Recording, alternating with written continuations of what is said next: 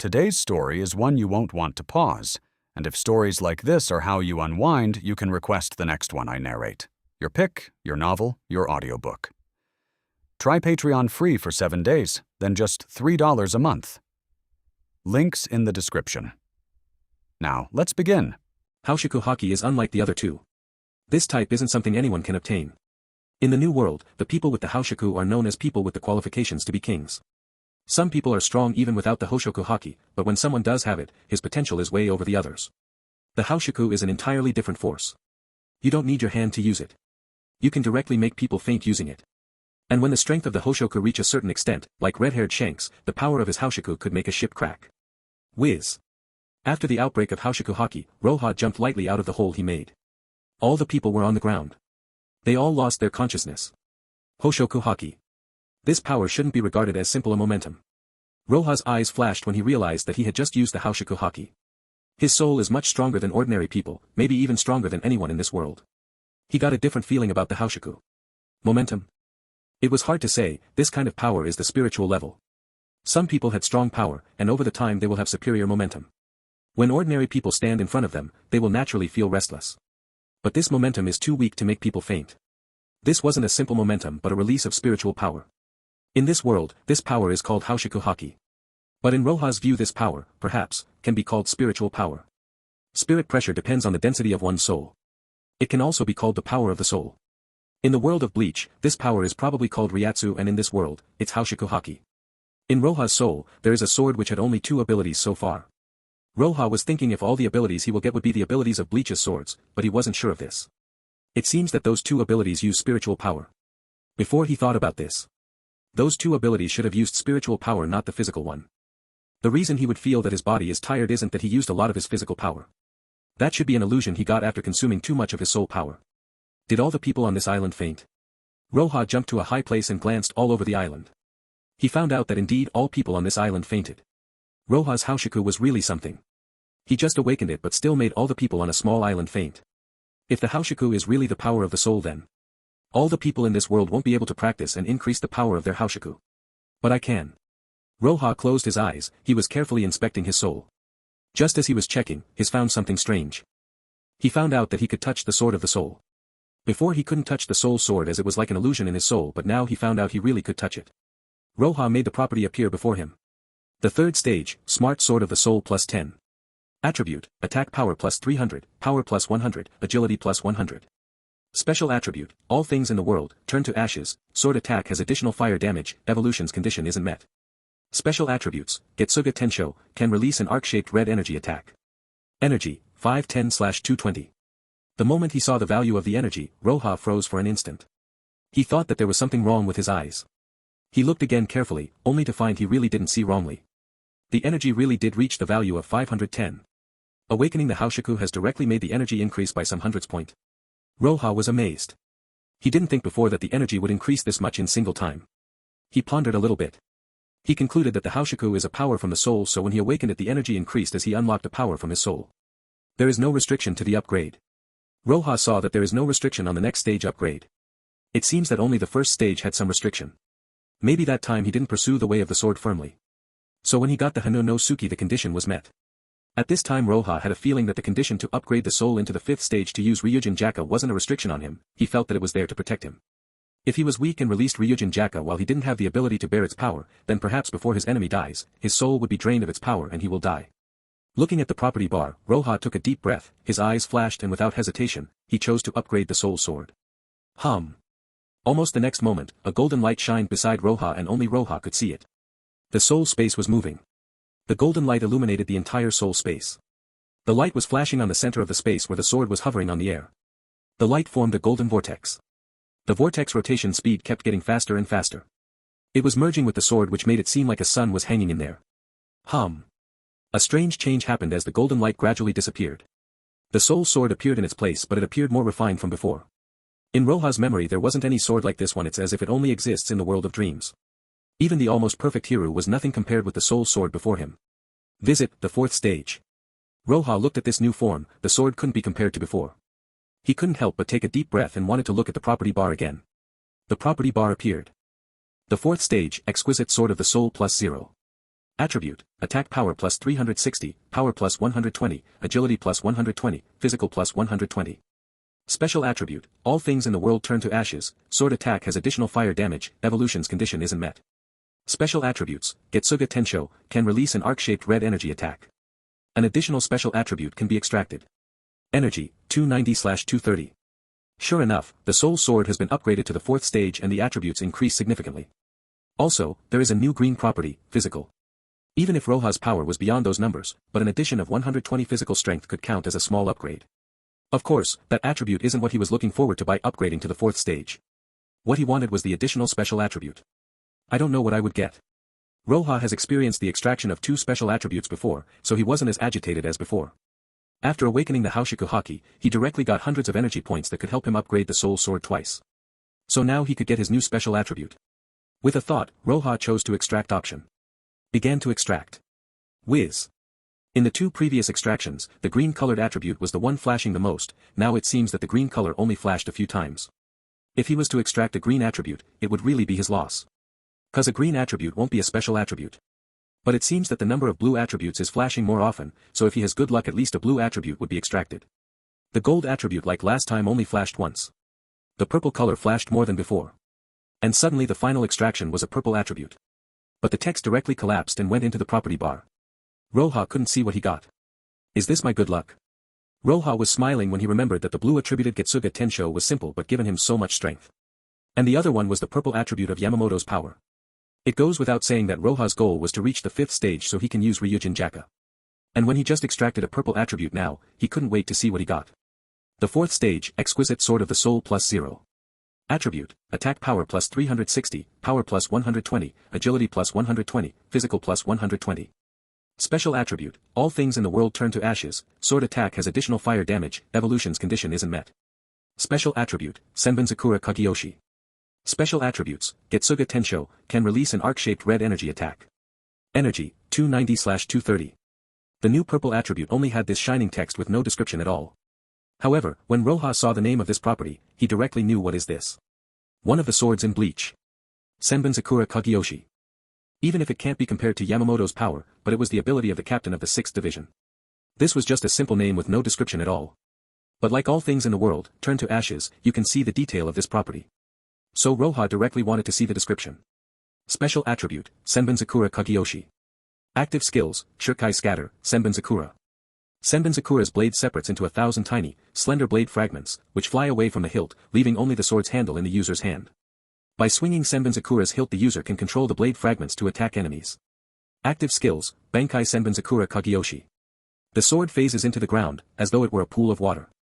Energy ripples expand out, turning the surrounding area dark, and within seconds, 2 rows of 1,000 giant blades rise up from the ground.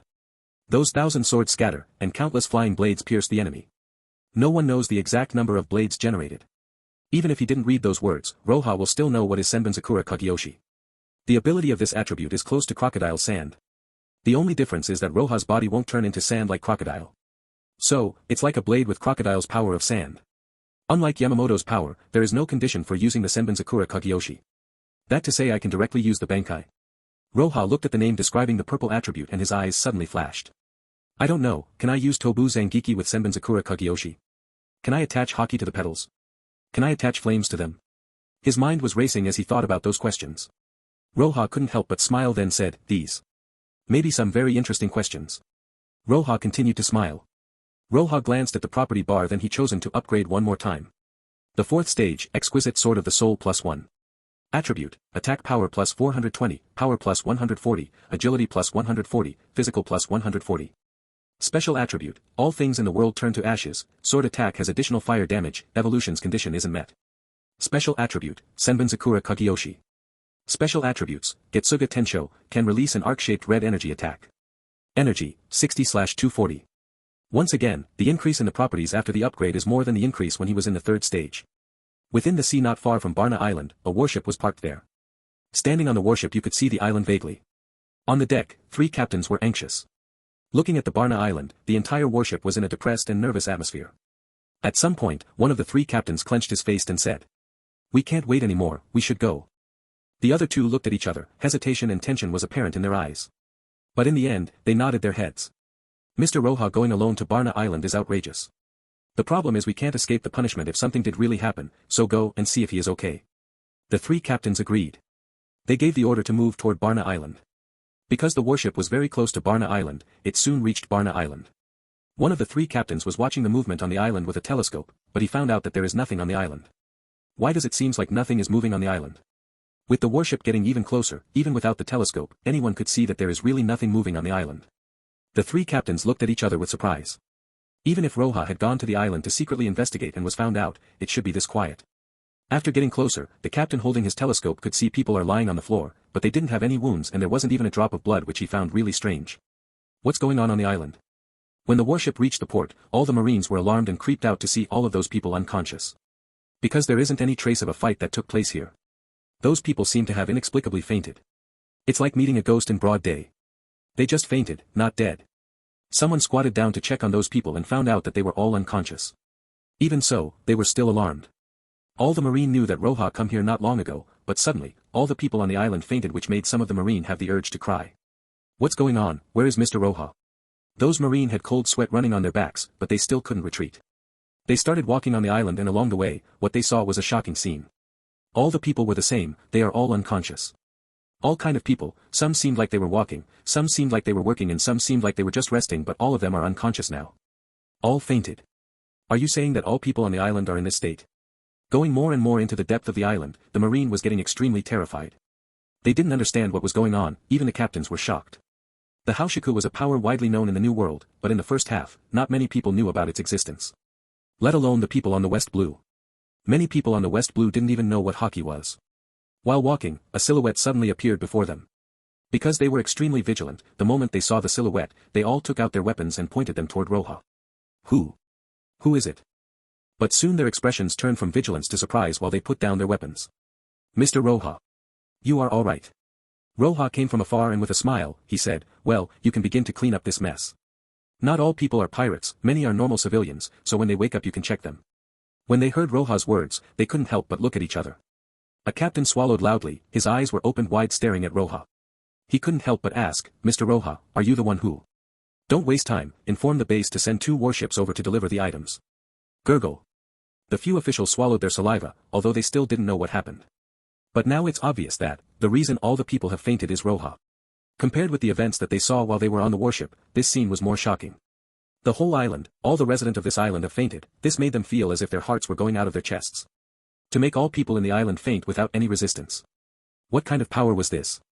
All the Marine only recovered from the shock after some time passed. And when they did, they started cleaning the mess produced by Roja. West Blue First Base. A warship came out from the distance, it slowly docked to the port. From the warship, one person walked down first and was surrounded by the Marines at the door as they saluted him. Mr. Taika, welcome back. Yeah. Taika had a cigar dangling from his mouth as he responded. However, after taking a few steps, he suddenly frowned. He looked at the port and said, the leader went out. On the port of the first base, there weren't that many warships, not like the headquarters. They only had 2 medium-sized warships and 7 to 8 small ones. The former leader got killed, which made them lose a medium-sized warship, but the headquarters already sent another one already. But now there only 1 medium-sized warship, the other one is missing. So the only reason would be that their leader, Roja, has taken the warship. Yes. Hearing Taika's question, the lieutenant was about to cry, a hesitant look was apparent on his face. Taika frowned and asked, why did he go out? Mr. Roja wanted to catch the gecko pirates. What? Taika instantly was shocked, he snapped shouting, catching the gecko pirates. When did that group appear? When did he go? How come I didn't know? Seeing the look on Taika's face, the lieutenant was frightened. After Taika talked, there was only silence.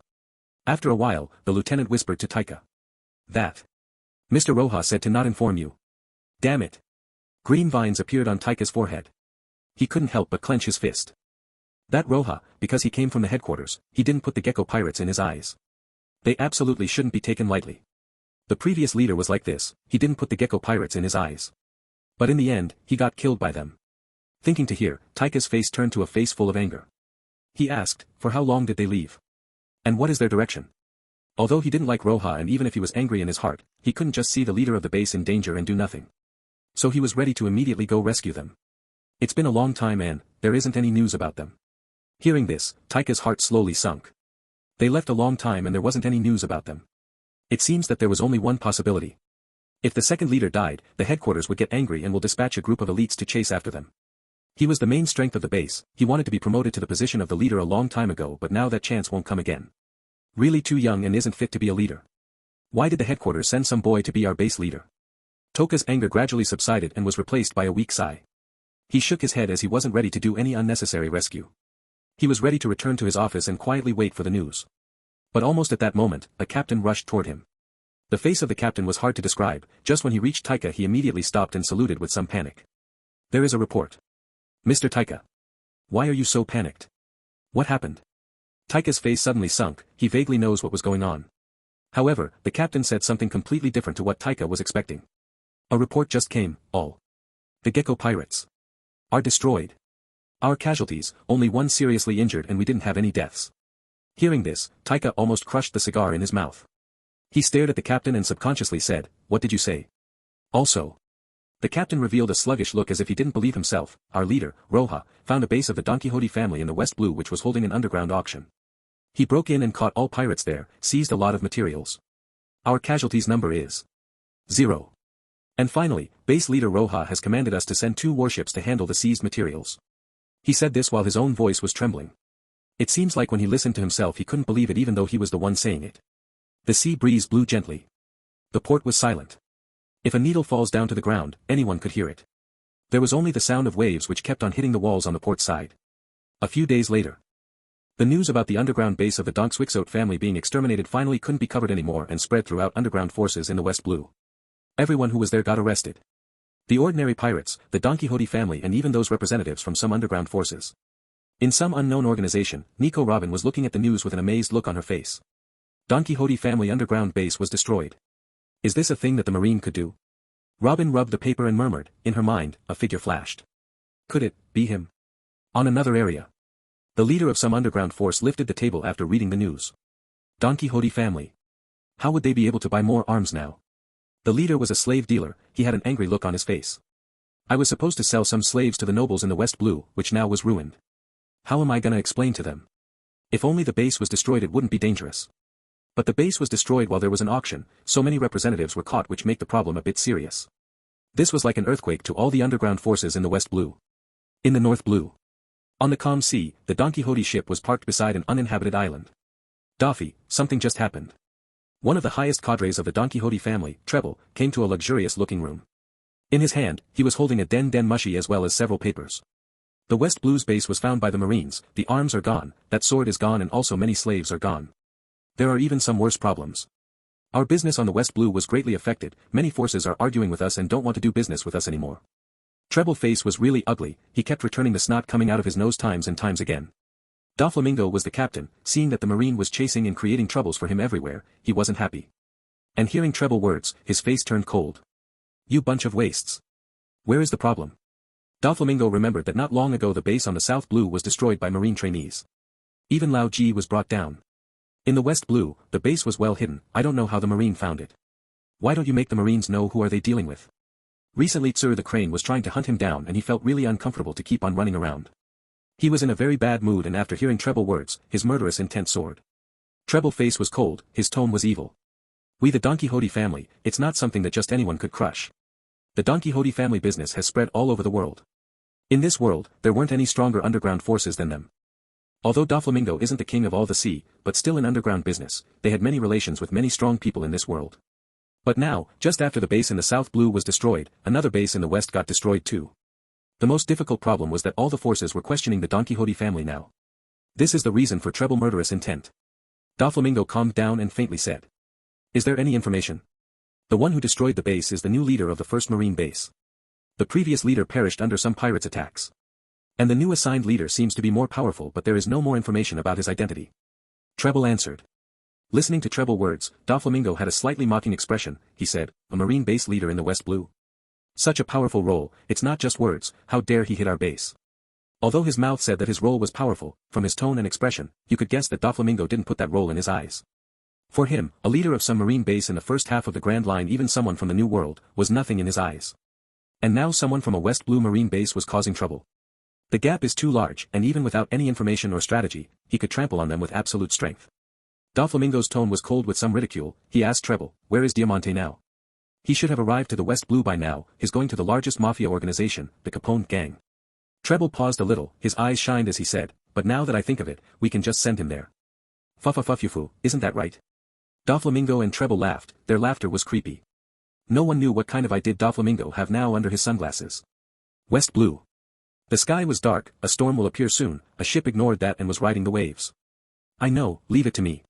One of the strongest members of the Don Quixote family, Diamante hung up the Den Den Mushi. Standing on the deck and watching the incoming storm, his eyes flashed with a cold look. The underground forces on the West Blue dare to question our family. But the culprit is the Marine. It seems that if we don't do anything the Don Quixote family will seem weak in their eyes. I, Diamante, need to mobilize the family's intelligence to inquire about something. In the next moment, several pirates from the Don Quixote family were nervous, they didn't even dare to breathe. Okay.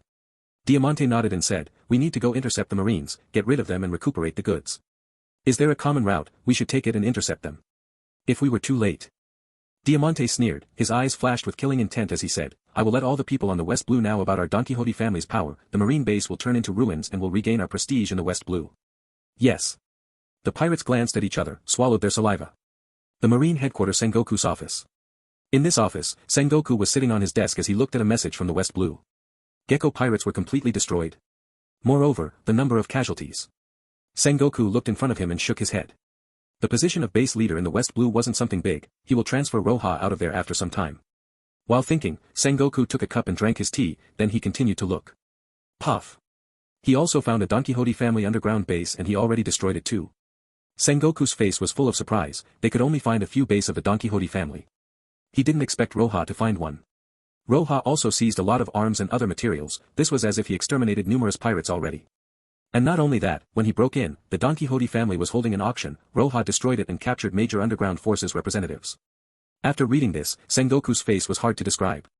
In this world, the strongest people are those in the Grand Line, even those in the first half of the Grand Line were stepping stones to the ones in the New World. So even if all the forces gathered from the West Blue, they wouldn't amount to anything for those in the Grand Line. Sengoku pondered solemnly. Those underground forces wouldn't do anything even where some of them are caught. They don't have that kind of guts. The possibility of them attacking a marine base is low. In this case, they will end their cooperation with the Don Quixote family. If this was the case, Sengoku's heart suddenly sank. If it only was destroying the Don Quixote family underground base, then it's nothing. But now, an earthquake has set off to all the West Blue underground forces. This made the Don Quixote family lose its prestige in the West Blue, so they won't be indifferent about this. The Marine headquarters and the first base in the West Blue are too far from each other, so, if the Don Quixote family wanted to do something, it would be hard to send support from the headquarters. Also, the Don Quixote family captain, Doflamingo isn't some weak pirate. In Sengoku view, he's a very powerful pirate. His power wasn't the problem is Doflamingo was a previous noble. He was stripped of his identity but that still gave him a subtle relationship with the world government. Sengoku's face was gloomy, he took out his Den Den Mushi and dialed. Hey, Tsuru-chan. It's me. Tsuru-chan, are you still chasing after Doflamingo? No, I stopped chasing, why? What happened? That is. Sengoku's told her about what just happened. On the other side, Tsuru kept on listening and fell into silence. After a while, she said, Doflamingo is still in the North Blue. However, if there is someone already there from the Don Quixote, it is certainly too late to deal with them. Hearing the crane's words, Sengoku also couldn't help but smile a little. Yes, this event was too sudden, no one thought that Roja will uncover a Don Quixote base just after stepping in the West Blue. Not only that he destroyed it and also arrested some people who were present for the auction which caused a sensation in the West Blue. Are you sure that everything about Roja's identity stayed in this office? The crane asked calmly. Yes. Sengoku affirmed, Roja's information is confidential. Now if anyone wanted to know him he will only find him as white as a paper. Well, Roja isn't weak, as long as Doflamingo didn't appear there and just someone from his pirates made the move, regardless of who it was, Roja could hold his own against them. I don't have to worry too much, I just need to send a warship as fast as possible. I am afraid it's not that simple. On the other side of the Den Den Mushi. A pair of eyes shined and murmured with a low voice. In Barna Island, the Marine carefully arrested the pirates who were among the ordinary people. Because the Marine in the eyes of the civilian is the embodiment of justice, the island didn't fall into chaos but it was peaceful instead. The Don Quixote goods were being moved. There were many slaves compared to the last time. It seems that slaves were popular in the auction. Beside the warship, Taika stood. He comes to help carry the goods. Even if he received an accurate information, he almost couldn't believe it, until he came to Barna Island. When he saw the scene before him he finally believed and his attitude changed completely round Roja. Roja's temporary office. If there is nothing else, I will be leaving first, said Taika, after saluting Roja solemnly. Well, you can go. Roja nodded and Taika left his office. Roja didn't care about the leaving Taika, his complete attention was on the document in front of him as well as the 3 devil fruits on the table. Roja transferred some information about the devil fruit in front of him to the headquarters. In the illustrations of the devil fruits handed to him when he was in the headquarters, Roja didn't find any of those 3 fruits. But from their appearance, Roja could roughly judge what they were. They shouldn't be Logia type. 2 Zoan and 1 Paramecia. Looking at the information he just received, he confirmed his own judgment and nodded slightly. Sure enough, they are no Logia. After knowing what those 3 fruits are, Roja lost interest. They were just some common fruit which Roja wasn't interested in. Finding some new animal fruit or some Logia fruit is simply unrealistic. If they really were such a demon fruit, the Don Quixote family wouldn't just sell them in the West Blue. Speaking of which, shouldn't the idea of the Shichibukai be spreading now? Roja put the information on the table, no longer looking at the devil fruit but he was looking at the ceiling. It seems like the time for the Shichibukai system to appear wasn't specified in the original story. According to his memory, Roja generally knows that Doflamingo stayed as a Shichibukai for 10 years. And also he occupied Dressrosa for also 10 years. And now there is still 10 years for Luffy to start his journey. Which means, 12 years to Doflamingo's defeat. When Roja thought about Luffy, he couldn't but think about Shanks. At this time Shanks should have left the Grand Line and went to Fosha village where he will inspire Luffy to start his adventure. Should I inform Uncle Garp and let him go back to the East Blue early on so that Luffy won't turn into a pirate? I feel like I can change many things in this world, which feels so good. After a while, Roja chuckled and leisurely said, unfortunately, I don't want to change the world, I only want power. Roja stood up, stretched his body, he picked his hero. Roja won't use his Hanu no Suki again. That sword helped Roja when he was weak and now it was damaged to a certain degree. If he didn't use Haki to strengthen it, it would have been destroyed long ago. Roja can't repair it and wasn't prepared to use it until its destruction. He won't hand it to anyone. So he just threw it into the water for it to rest. After this day, the world won't have 21 Owazamono sword anymore, from today, it will only be 20 swords. Roja now had a Seijo Owazamono sword, Hiru, this sword was far better than Hanu no Suki. Whether Roja used his flames or Getsuga Tenshi, this sword can withstand it for now which made him happy. He reached the 4th stage and in the next stage, he could use Ryūjin Jakka. If he used it, then he would have flames with the temperature of the sun's surface. That would be 6,000 degrees, that kind of temperature will not only melt steel, it would make it boil. So, even this sword won't be able to bear that kind of temperature. Most materials in this world won't be able to bear that kind of heat. But Roja had an idea but he couldn't verify this idea until he reached the 5th stage. Another 2 days passed by. The chaos as the underground world gradually subsided, all the forces didn't dare to attack or do anything to the marine, they could only stay silent. Those arrested also stayed silent, waiting for Doflamingo to do something about it. They didn't dare to do anything, and even Don Quixote won't be able to do anything to the marine, but a small base in the West Blue won't be a problem. It seems that a big storm coming toward the marine. This something all the underground forces in the West Blue were concerned about. Will the first base in the West Blue be destroyed? Barna Island. At this moment, all the arms and other materials were already transported into the ship. All the pirates were arrested. All the people from the Don Quixote family were arrested and interrogated after a background check. But there wasn't anyone talking. After everything was dealt with, Roja directly issued a command. All warships set sail to return to the first base and wait for the headquarters warship to hand the seized materials to them. Almost at the same time, a pirate ship was heading toward Barna Island. The ship's flag was that of the Don Quixote family. This was Diamante's ship. Sir Diamante, we received information that the marine warships docked on the Barna Island had just moved. Are we late? Diamante was setting down, in his hand he was holding a soft cloth. Suddenly his eyes flashed and the cloth in his hand turned into a hard sharp sword. Since we didn't found them in the island then let's intercept them halfway. Yes. The pirate said to Diamante, they are headed to the marine's first base, according to the information we received, there are 2 medium-sized warship and 2 small-sized ones, they're not going too fast. We are not far from them, we can intercept them before they reach the base. Go fast. Diamante said coldly. The pirate turned away in a hurry. Even when they were going to intercept several marine warships the pirates were nervous at all. Destroying warship wasn't anything new to them.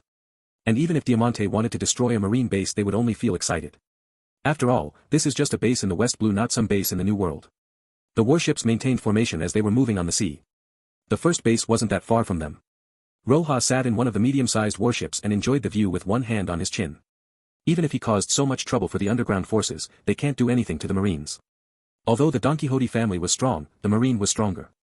The dissatisfaction of those underground forces will make them end their business with the Don Quixote family. Roja felt that something was wrong. This wasn't like Doflamingo at all.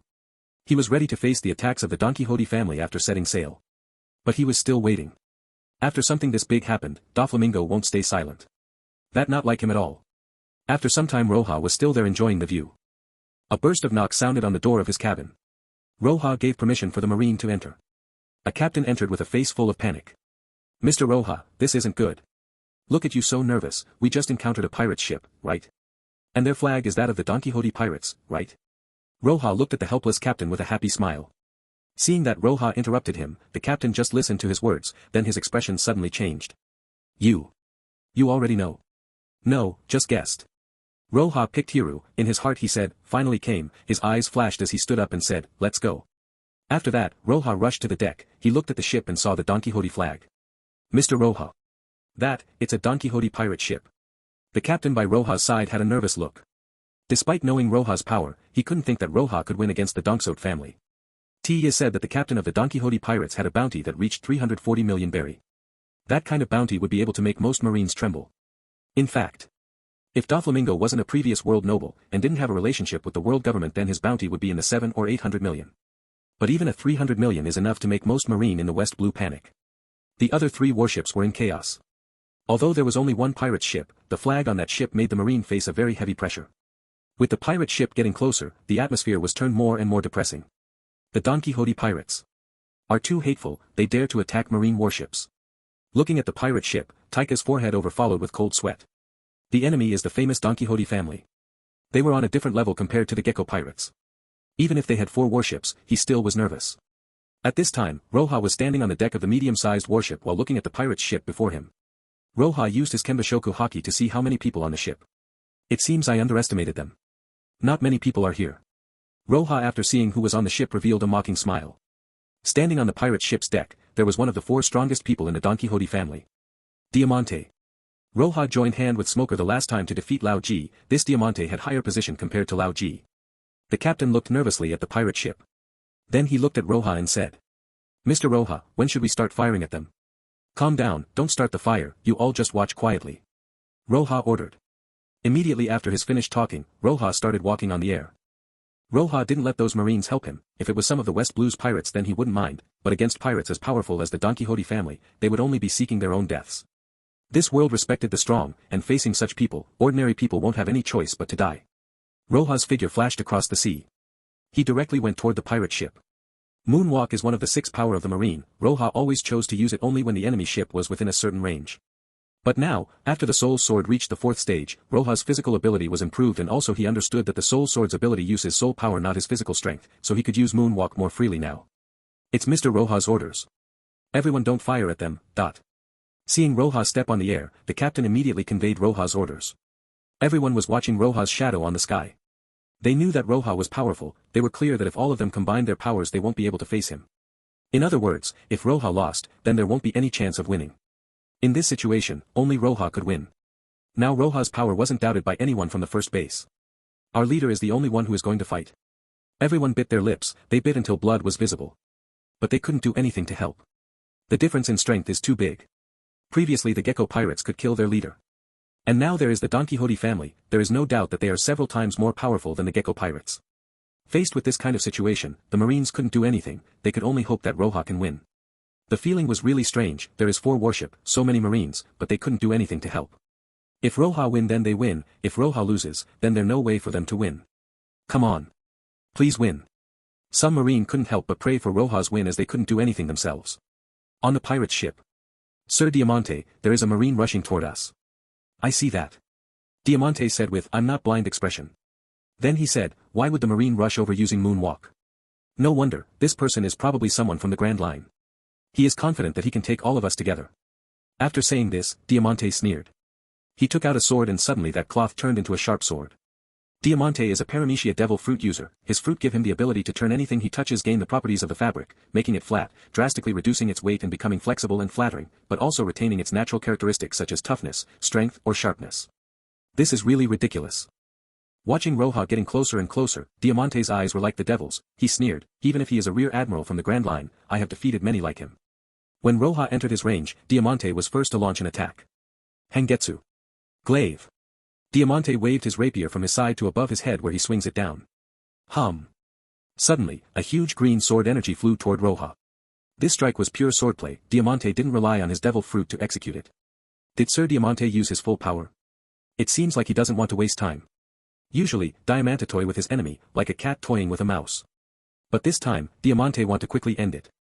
Seeing this, many pirates looked at Roja with pity in their eyes. Roja, who was in the air, sensed Diamante actions long ago with his Kenbunchaku haki. He didn't reveal any tension, instead, he looked at this strike with arrogance. Facing Diamante's strike, Roja pulled out his sword and waved. Getsuga Tenshō. Red sword energy flew toward Diamante's strike, the two issued a roar as they collided.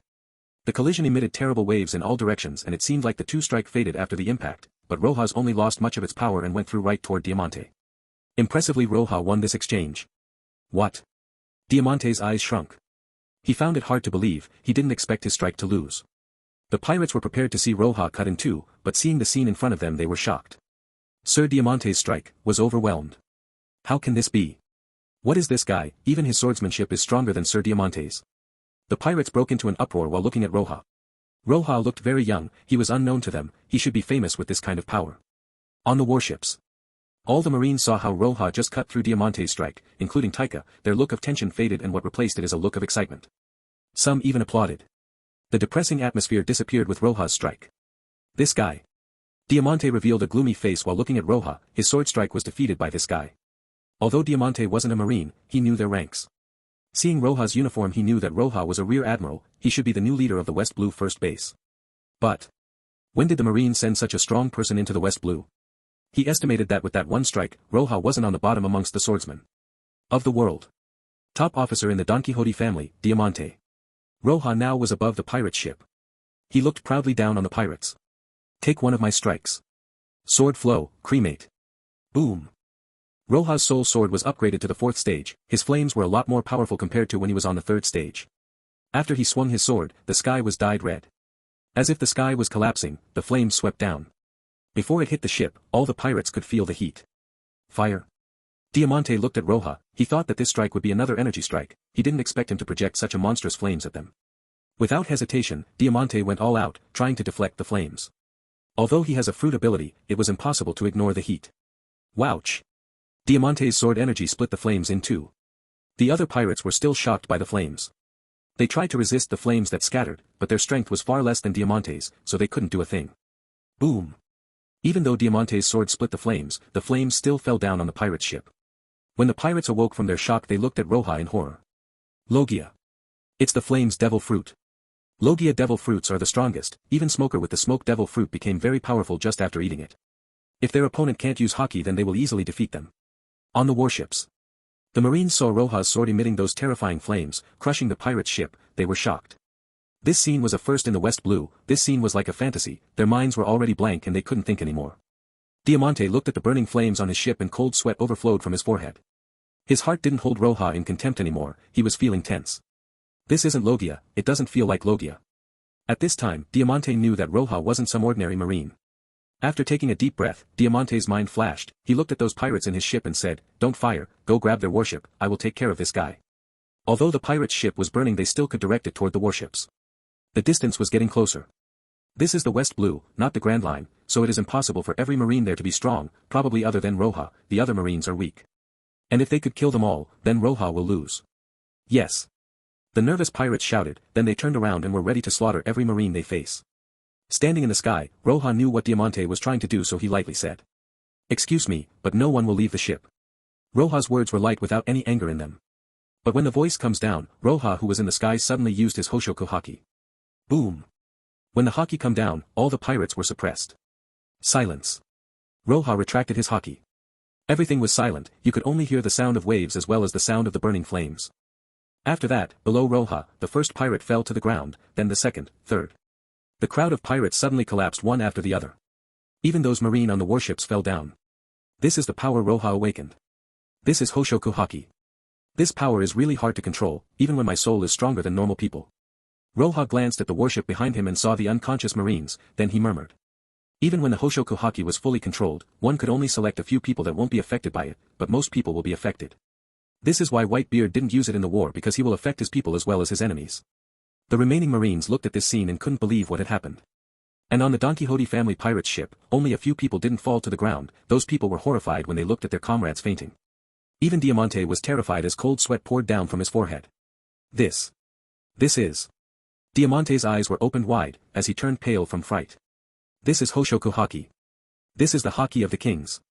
If not for Roja wearing the uniform of a rear admiral, Diamante would think that Roja was a strong pirate from the New World. Hoshoku. Haki. This is impossible. The people who didn't faint suddenly exclaimed. Doflamingo, the captain of the Don Quixote pirates, also awakened his Hoshoku when he was a child. Diamante and the other thought that Doflamingo was destined to become a king, and they will be by his side. Diamante didn't have any confidence now, let alone the pirates that didn't faint. Diamante is one of the strongest officers in the Don Quixote family, he always looked down on people, and many feared him in the New World. Don't bother with the other marines, help me kill that monster marine first. Diamante's eyes were full of fear, looking at Roja on the sky, he didn't dare to try and face him alone, so he ordered the pirates to help him. Roja's Hoshoku was withstood by the most powerful group of people in the ship. Those people heard Diamante's words and the look of fright disappeared from their faces. Finally, you guys are ready to fight. Roja looked at pirates that didn't faint as they gathered themselves beside Diamante, preparing to fight. Roja chuckled. His eyes flashed with excitement. Since it is necessary to fight then. Let's try my new power. Hiru, which was placed on Roja's hand, turned back to its white color after Roja retracted his haki. What is he doing? Although Diamante didn't understand Roja's action, they felt something strange was going to happen. They couldn't help but be vigilant while waiting.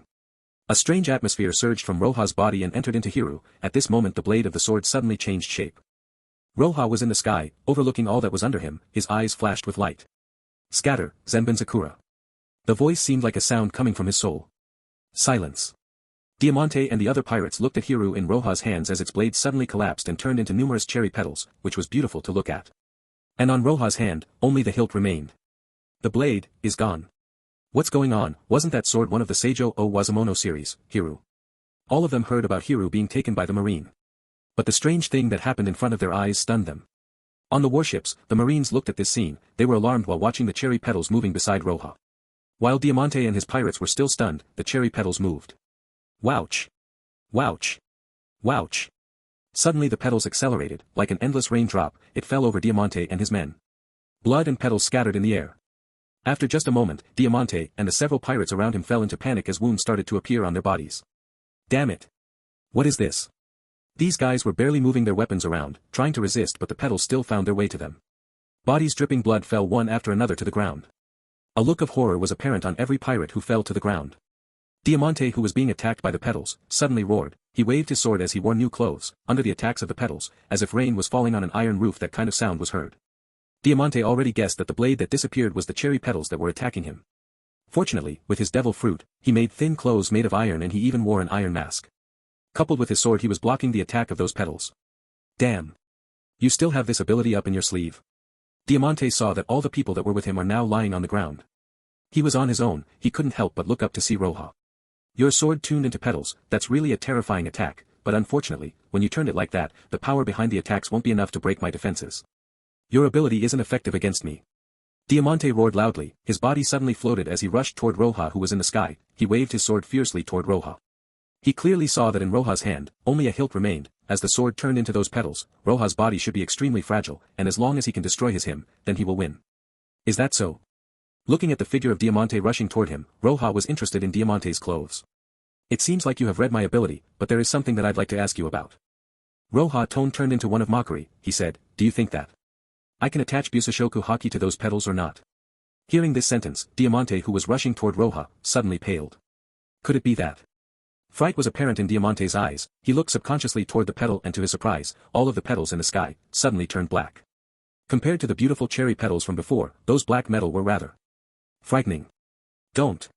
Diamante waved his sword, trying to resist the attack of those petals.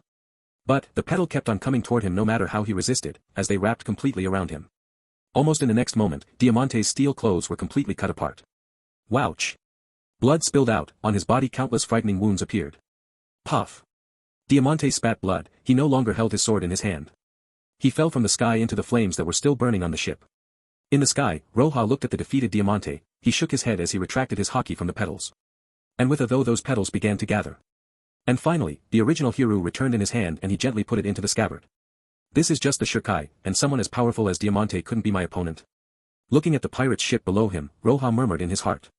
He thought that someone as strong as Diamante would be a good opponent, but it turned out that he was so fragile.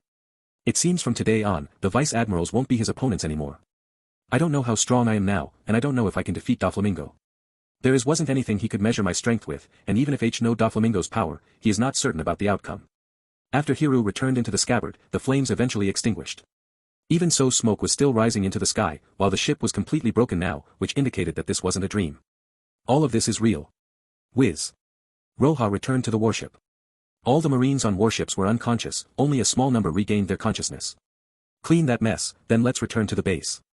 Roja shook his head and returned to his own cabin. After a long time, the Marines on the warship woke up. They didn't see anything like the last fight before. This fight wasn't something that could happen on the West Blue. They didn't understand what happened and they didn't have to, all they need to know is the result. And without a doubt, the result was Roja's win. And a complete victory at that. Even the Don Quixote family aren't Roja's opponent. This is the strength of Rear Admiral Roja. It won't take long before he is promoted to a Vice Admiral and he probably will be transferred to the Grand Line.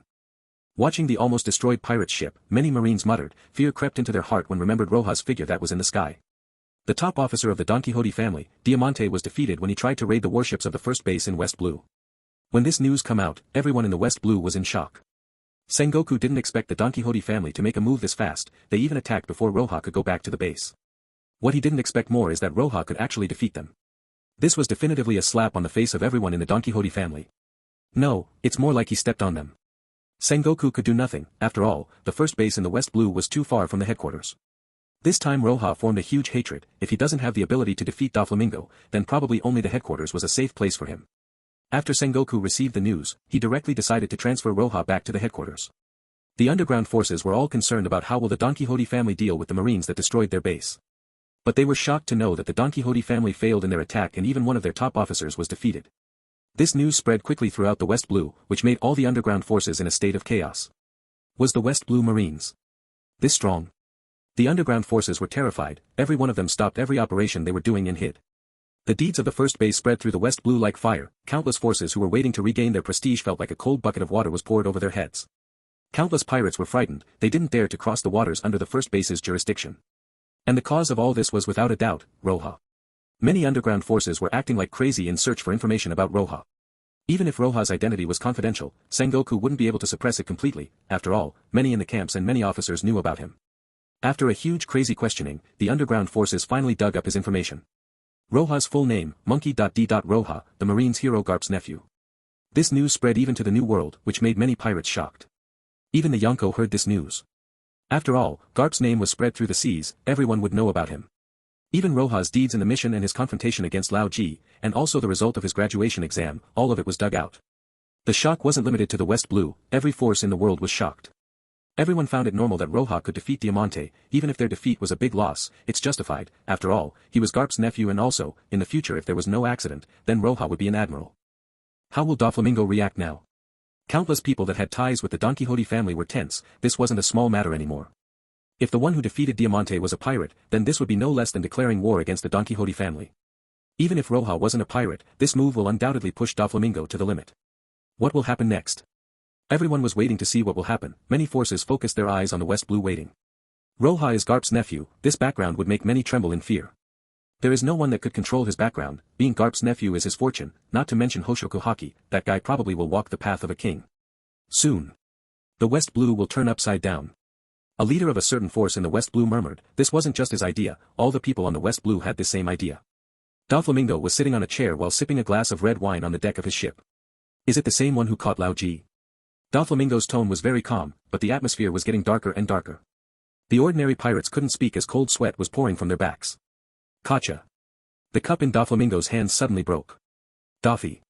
Treble appeared beside Doflamingo suddenly, his face was gloomy and evil sparks could be seen in his eyes. Only him and the other two dared to talk to him. Those were the top officers of the Don Quixote family. They are Treble, Pika, Diamante, and Virgo who sneaked into the marine, those four are not the same as the others in the family, they were like brothers to Doflamingo. They are the one who gave him his fruit and also who made him stronger. The four of them are completely different from the others. Those were his family members. Monkey D. Roja. Doflamingo stood up. His tone was extremely cold as the sky suddenly turned stormy. I didn't expect such a character as Garp's nephew to appear in the West Blue. Doflamingo's killing intent surged and even when he said Garp's name there was no hint of fear in his voice. Who was he? He is someone with the Haushiku Haki, someone qualified to be a king.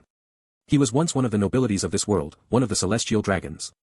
Any background in front of his is nothing, just because Roja is Garp's nephew he will retreat. That is impossible. Fufu, since it's like this, then I will go myself. In the West Blue's first base, in the depth of the prison. Diamante was wearing a kairoseki handcuffs, the blood on his body has long since dried up, he was lying half dead in the corner while murmuring. This isn't the end. No one heard Diamante's voice. There was nothing happening in the jurisdictions of the first base, so all the members are gathered in the base. Roja returned and directly went to the training field, he didn't allow anyone else to enter. He will only leave to eat. From the training field, everyone would often hear a roaring sound coming out. And sometimes the base shake a little, which made the Marines afraid that Roja would destroy the base with one of his strikes. Roja was the leader of the first base for now, but probably the order for his transfer will come sooner or later. The West Blue was calm. The Don Quixote family seems to have disappeared, no news came. It seems that everything will be alright for now. At last, on this day the Marine headquarters ship sent some news, it only needs half a day to arrive at the first base. This news made countless people relieved, it was as if a large stone was removed from their hearts. The Marine looked at the sea waiting for the warship. Just when they were waiting, suddenly a shadow of a ship appeared. This shadow was headed toward the base. Soon everyone saw the shadow, but their expression wasn't that of a surprise since the warship came too fast but was that of shock. After all, the ship wasn't on the sea, but it was flying in the sky. The shadow kept getting closer, the contour was getting clearer and clearer, this definitively wasn't a ship, and it's not a bird either, this was a person. With the silhouette getting closer and closer, the people finally knew who was that. Cold sweat kept falling from those Marines, and fear crept into their hearts. It's him. Turned out that he will personally come to the West Blue. The figure kept on getting closer while pieces of white clouds kept blooming in the sky. This was obviously just one person, but the arrival of this person made all people on the first base nearly pass out. The pressure was huge on them. Fufufufufu, my subordinate Diamante. Are you alive? Accompanied by this evil laugh, after the voice completely disappeared, the figure fell from the sky directly on the port. His face had a creepy smile, enough to scare children and might appear in their nightmares. Everyone knew the identity of this person. Doflamingo. The Marine headquarters warship will take half a day to arrive. Doflamingo was the first to arrive here. Although Doflamingo didn't use Haushiku, the Marines couldn't help but tremble and subconsciously retreat. The Marines here, everyone including Taika, didn't see anyone with a bounty as big as Doflamingo. 340 million berry, for them this bounty was as big as a giant tree. They couldn't resist the horror they felt. The warship needed half a day to arrive, and that half a day is more than enough for Doflamingo to wipe out the entire base. At this time, a figure emerged from everyone's mind. That is the figure of Roja. It seems that their only hope now was Roja, if he can block him for half a day until the warship arrives then they can live. But half a day is too long, mostly he could last a few hours which made their situation desperate. Cold sweat kept on pouring from every single person present there, they couldn't keep their hearts calm. The Marines kept retreating when faced by Doflamingo's evil smile. Nobody wants to answer my question. Doflamingo's voice echoed, at the same time he gently shook his fingers. With such a simple move, the atmosphere changed as an infinite killing intent surged out from him. With this terrifying killing intent, a thread that couldn't be seen by the naked eye, emerged from his finger and horizontally swept, it was as sharp as steel or maybe sharper. When this thread that came down seemed to have the power to bring down the sky and cut down the earth. The people present couldn't see that thread but they could feel that their lives were about to end. Their heart was about to stop from fright as they saw their deaths in front of them. But the invisible thread failed to move forward, it was blocked. A sword blocked it.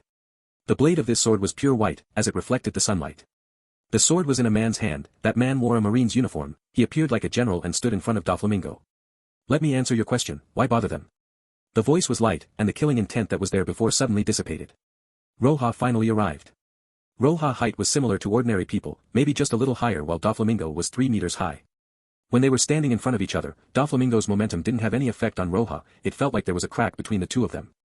Roja's mouth revealed a slight smile as he looked at Doflamingo, he then said, what is his name again, Diamante?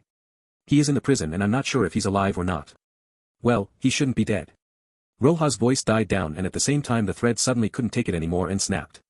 Hum.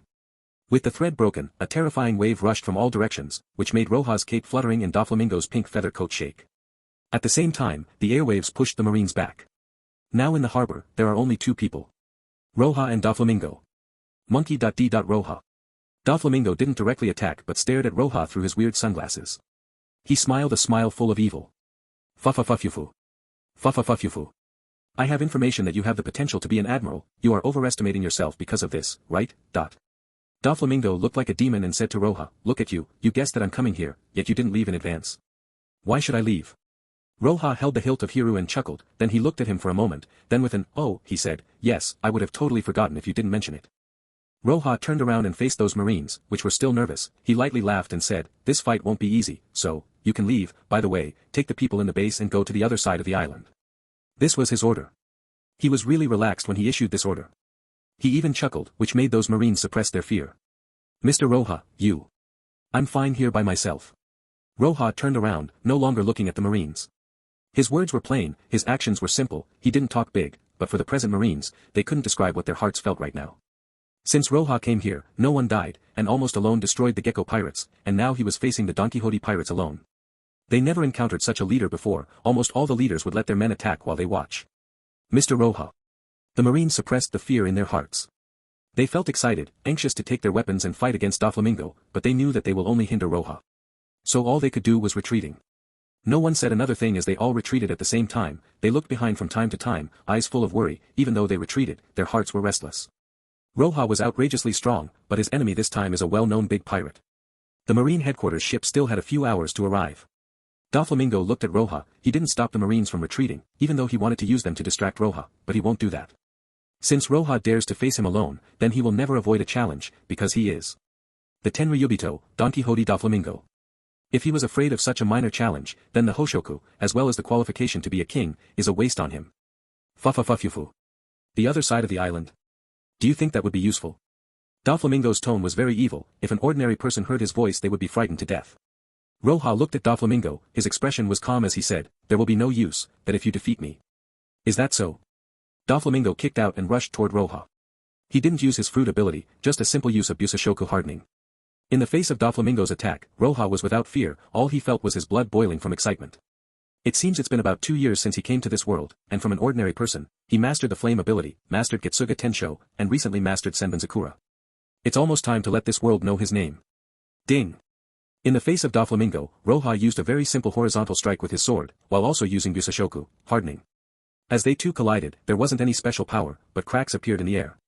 The two used the same thing. Hoshoku. Haki. Doflamingo wanted to use Hoshoku to make the Marine before him know who is the master here. But, he didn't think that his powerful Hoshoku Haki would be confronted by a more tyrannical Hoshoku Haki. Rumble. When the Hoshoku Haki of the two clashed against each other, a roar was issued and the world dimmed. This was no longer a simple collision of strength, this turned into a Hoshoku Haki face-off. Kacha. Cracks appeared in the air and thunder roared due to this collision. This gave the illusion that the void was about to break apart. The few white clouds that were present in the sky suddenly darkened. In the underground prison in the base, Diamante who was detained there opened his eyes, he grinned. This Haki. I am not wrong. I said that this won't be the end. That this base will be completely destroyed, and that will be your end. Diamante thought about Roja's figure, his face revealed a strange smile full of mockery as if he could already see Roja dies in despair and the marine base completely destroyed. Hoshoku. Haki. Doflamingo expression changed, the signs that he just saw was that of Hoshoku Haki confrontation. He obviously didn't think that Roja could even use the Hoshoku. Doflamingo had long since collected Roja's information, but unfortunately, that information was about the Roja from the camp and not the current Roja. Even though there was some intelligence about him in the West Blue, but those kind of information were messy, some people would even boast and say that Roja had the power of a god, no one would believe such information. Thinking that Roja didn't stay that long in the West Blue, Doflamingo evaluated Roja by the information from before, but him being able to use the Hoshoku wasn't found in any piece of information he collected. Crack. Two people used the most powerful type of Haki while facing each other, this kind of collision would turn the white clouds black and would tear the earth apart. Because the impact originated from Roja's sword and Doflamingo's leg, all the force was collected in that spot which didn't affect the Marines. But, they saw the scene change, and heard roars of thunder, they simply couldn't calm down, for them, this seemed like they were mortals witnessing a fight between gods. Roar. Rumble. The thunder kept falling down, shocking every Marine present. He couldn't calm down, Doflamingo knew, he knew that in this confrontation he was at a disadvantage, it was so obvious that shock could be seen all over his face. If the gap was small between the two, then it wouldn't be so obvious, it won't be easy to notice the difference in power. In other words, Roja's Hoshoku Haki is stronger than his, but not by a little bit. How can this be? Boom. This face-off ended because there was such a gap in strength, the face-off didn't last long, it only lasted for a few breaths, and between Roja and Doflamingo, a storm formed. The storm didn't rush toward Roja at all. All the waves rushed toward Doflamingo, his pink coat kept on fluttering in cracks like a spider web formed under his feet. The result is already obvious. Doflamingo couldn't face Roja's Hoshoku and was utterly defeated in front of it. Impossible. This kind of Hoshoku. Who exactly are you? Even though Doflamingo didn't receive any physical damage, but his pride received a critical one, he looked at Roja as his heart was confused, he couldn't help but wonder who is this guy. His Hoshoku was actually so much stronger than his, he felt like he was facing Shanks right now. Monkey. Roja, you should already know my identity and everything about me. Roja lightly watched Doflamingo. Doflamingo took a deep breath and barely calmed down, but he no longer had his arrogant look on his face. The Haoshiku Haki. It means more than the strength of the holder, it means that he had the qualification to be a king. The seas had a lot of people capable of using it, but only one person will have that position at the end. In the same era, everyone who holds Haoshiku face each other, no matter their status, at the end there would only be one winner. At first I thought that you are a marine, but it doesn't seem so now. Doflamingo's evil smile returned to his face when he looked at Roja. The identity you talked about was referring to this. Roja listened to Doflamingo's words and suddenly laughed. Roja's eyes looked at him with deep gaze and said, "Marine or pirate? Is there any difference?" Doflamingo looked at Roja deeply, as if he understood his meaning and once again smiled evilly. "Is that so? Fufufufufu. The so-called qualification of the king is not just that he could become the king one day, it means that he won't surrender to the rules, he won't surrender to others, and if he did, he won't have that qualification. Almost no marine had Haoshiku, and this is the reason. In fact, who said that the marines should succumb to the rules and surrender to others? Garp shook the sea. Even though he was only a vice-admiral, he refused the promotion to be an admiral, and even if Sengoku ordered him to do something he didn't want, he will completely ignore it. Roja was Garp's nephew. With this kind of mentality, him having the Haoshiku isn't surprising at all. On the harbor, other than Roja and Doflamingo, there is no one. All the marine have already retreated to a very far place. After they saw the Haoshiku just now, they understood that they will only burden Roja if they stayed, so they retreated to the other side of the island. They would look back sometimes and look at Roja and Doflamingo. They couldn't hear what they were saying. All they could do now was feeling nervous as they turned away again. The sky was dark, the wind continued to whistle, and the atmosphere once again stagnated. West blue, the sky was cloudy, it appeared gloomy and depressing. 2 large warships are moving toward the first base. In both warships, there is a total of 3 high officers, 2 rear admirals, and a vice-admiral. This vice-admiral is really special. And that's because he is called Garp. Garp was standing on the deck while performing the mysterious standing sleep, and the other 2 were standing behind and looking at the sea. "We'll be there in a few hours." Vice-Admiral Garp doesn't look worried at all. The 2 of them were relaxed, laughing with each other. If Garp wasn't worried, there was no need for them to worry. They estimated that there will not be an accident. Suddenly, a marine rushed with panic all over his face. "Mr. Garp. What is it?" Before he could get to Garp, one of the rear admirals stopped him. He didn't want him to disturb Garp's sleep, so he frowned while scolding the marine. "What is there to be so nervous about?" The marine stopped while cold sweat was apparent on his forehead. He was very nervous. He looked at the rear admiral before him and said while trembling. "Sir. Big problem. We just received information. That Don Quixote, Doflamingo, appeared in the first base of the West Blue." The sound of this marine echoed throughout the warship. Doflamingo appeared in the first base. The expression of the 2 changed. They had a really bad feeling about this. Doflamingo already rushed toward the first base, but they still have a few hours before they could reach there, which was really bad. Their faces paled. At the same time, everyone on the warship stopped after hearing this news. Horror appeared on every one of their faces. Silence. The atmosphere suddenly changed. The white clouds suddenly turned dark. It seems that it will be raining soon. In that silence, suddenly Garp said with his eyes sleepy, he looked at the dark clouds in the sky and murmured. After that, he turned around and saw that the expression of all people on the warship didn't seem right. He made a strange expression as he said. "What is it? What happened?" "The harbor of the base." Doflamingo didn't continue speaking. He stretched his hand while his face still had that evil smile. "He didn't come here to chat, he comes here for just one reason, and that is to kill Roja." Even if Roja did have Haoshiku, it didn't matter. He didn't need to say anything because his purpose was clear. The next moment, Doflamingo's killing intent soared. He made a claw with his hand and waved toward Roja. Gashikido. 5 threads emerged from the tips of his fingers which seemed sharp enough to cut steel. The threads were almost invisible as they rushed toward Roja. Even if they were really invisible, Roja used his Kenbunchaku Haki to capture their trajectory. He was calm as he swept his sword. Sword flow, cremate. Boom. A pillar of flames rose, violent and unstoppable. Without thinking, Roja directly used his flames. With people such as Doflamingo as his opponent, he didn't need to hold back. Humph. Doflamingo wasn't like Diamante. He wasn't careless. From the information he gathered, he knew that Roja has an ability to wield flames. So, when Roja used it, he wasn't surprised and didn't panic. He didn't even avoid as his hands just kept on waving. Hum. The flames in front of him were cut apart, and at the same time, 5 threads collided against Roja's sword. Even though those threads had the sharpness and toughness of steel, they were strangely flexible. Ding. Suddenly sparks started to fly from the collision. Doflamingo's attack didn't work, so he used the other hand. Fall. This time Doflamingo, the threads weren't invisible, they were 5-colored thread the size of a nail that rushed toward Roja. Soru. Facing this attack, Roja directly used Soru, as he moved tens of mater from his position. After avoiding this attack, Roja looked at Doflamingo and waved his sword. Getsuga. Tenshō. Hum. A red crescent-shaped sword energy rushed toward Doflamingo while it brought every building on its way down. Doflamingo's expression was the same. He was shaking the flames, then he suddenly stretched his hand forward. Kyōmo no Sugaki. The threads formed a spider web in front of Doflamingo. A dark color was attached to the threads that formed that web, which is the effects of the Busashoku hardening. Ding! Roja attack hit the spider web directly. With the collision came the sound of metal hitting against another metal. Sparks scattered while the spider web and Getsuga Tenshō tried to push each other. Then suddenly Getsuga Tenshō rushed forward like crazy. The spider web scattered and deformed into the shape of a basketball net, but he still couldn't get through as this spider web was really though. It's useless. Doflamingo stood behind his spider web while showing his evil smile to Roja. Seems that he expected this. Those threads were as though as steel but still as flexible as a spider's web, and after attaching hockey to it, it was almost impossible to cut through it. Doflamingo was relaxed as if the outcome of this fight was in his hands from the very beginning. After the spider web blocked Roja's attack, Doflamingo stretched his hand and made a palm in Roja's direction. Over. Heat. Countless threads combined together and formed an extremely thick one, then rushed toward Roja with an extremely fast speed. This thread was destroying everything on its way, and suddenly the thread was on top of Roja. The line appeared at the base behind him. Obviously, the base was split in two. And even against such attack, Roja's expression didn't change, he just waved the sword in his hand. Boom! Hiryu and Doflamingo's attack collided, and roars sounded. After the collision, Roja's hand trembled for a bit, his body stood straight but under his feet, the ground was cracked open. Anyone could guess how much pressure that attack had. They all out. Roja didn't look back, but using his Senbonzakura haki he could feel the presence of those marines. Building behind his back was cut in half by that last attack, but fortunately all those marine had gone out already. But this scene made every marine reveal a trace of fear in his eyes. The entire base was split in two. What kind of monster is that? Doflamingo. What is that monster? Can Mr. Roja really win against such a monster? When the base was split in two, all the marines fled from the scene quickly, then when they looked back they couldn't help but swallow their saliva. In the face of such a terrible monster. How can Roja endure for half a day? How can he wait until the warship from the headquarters reaches here?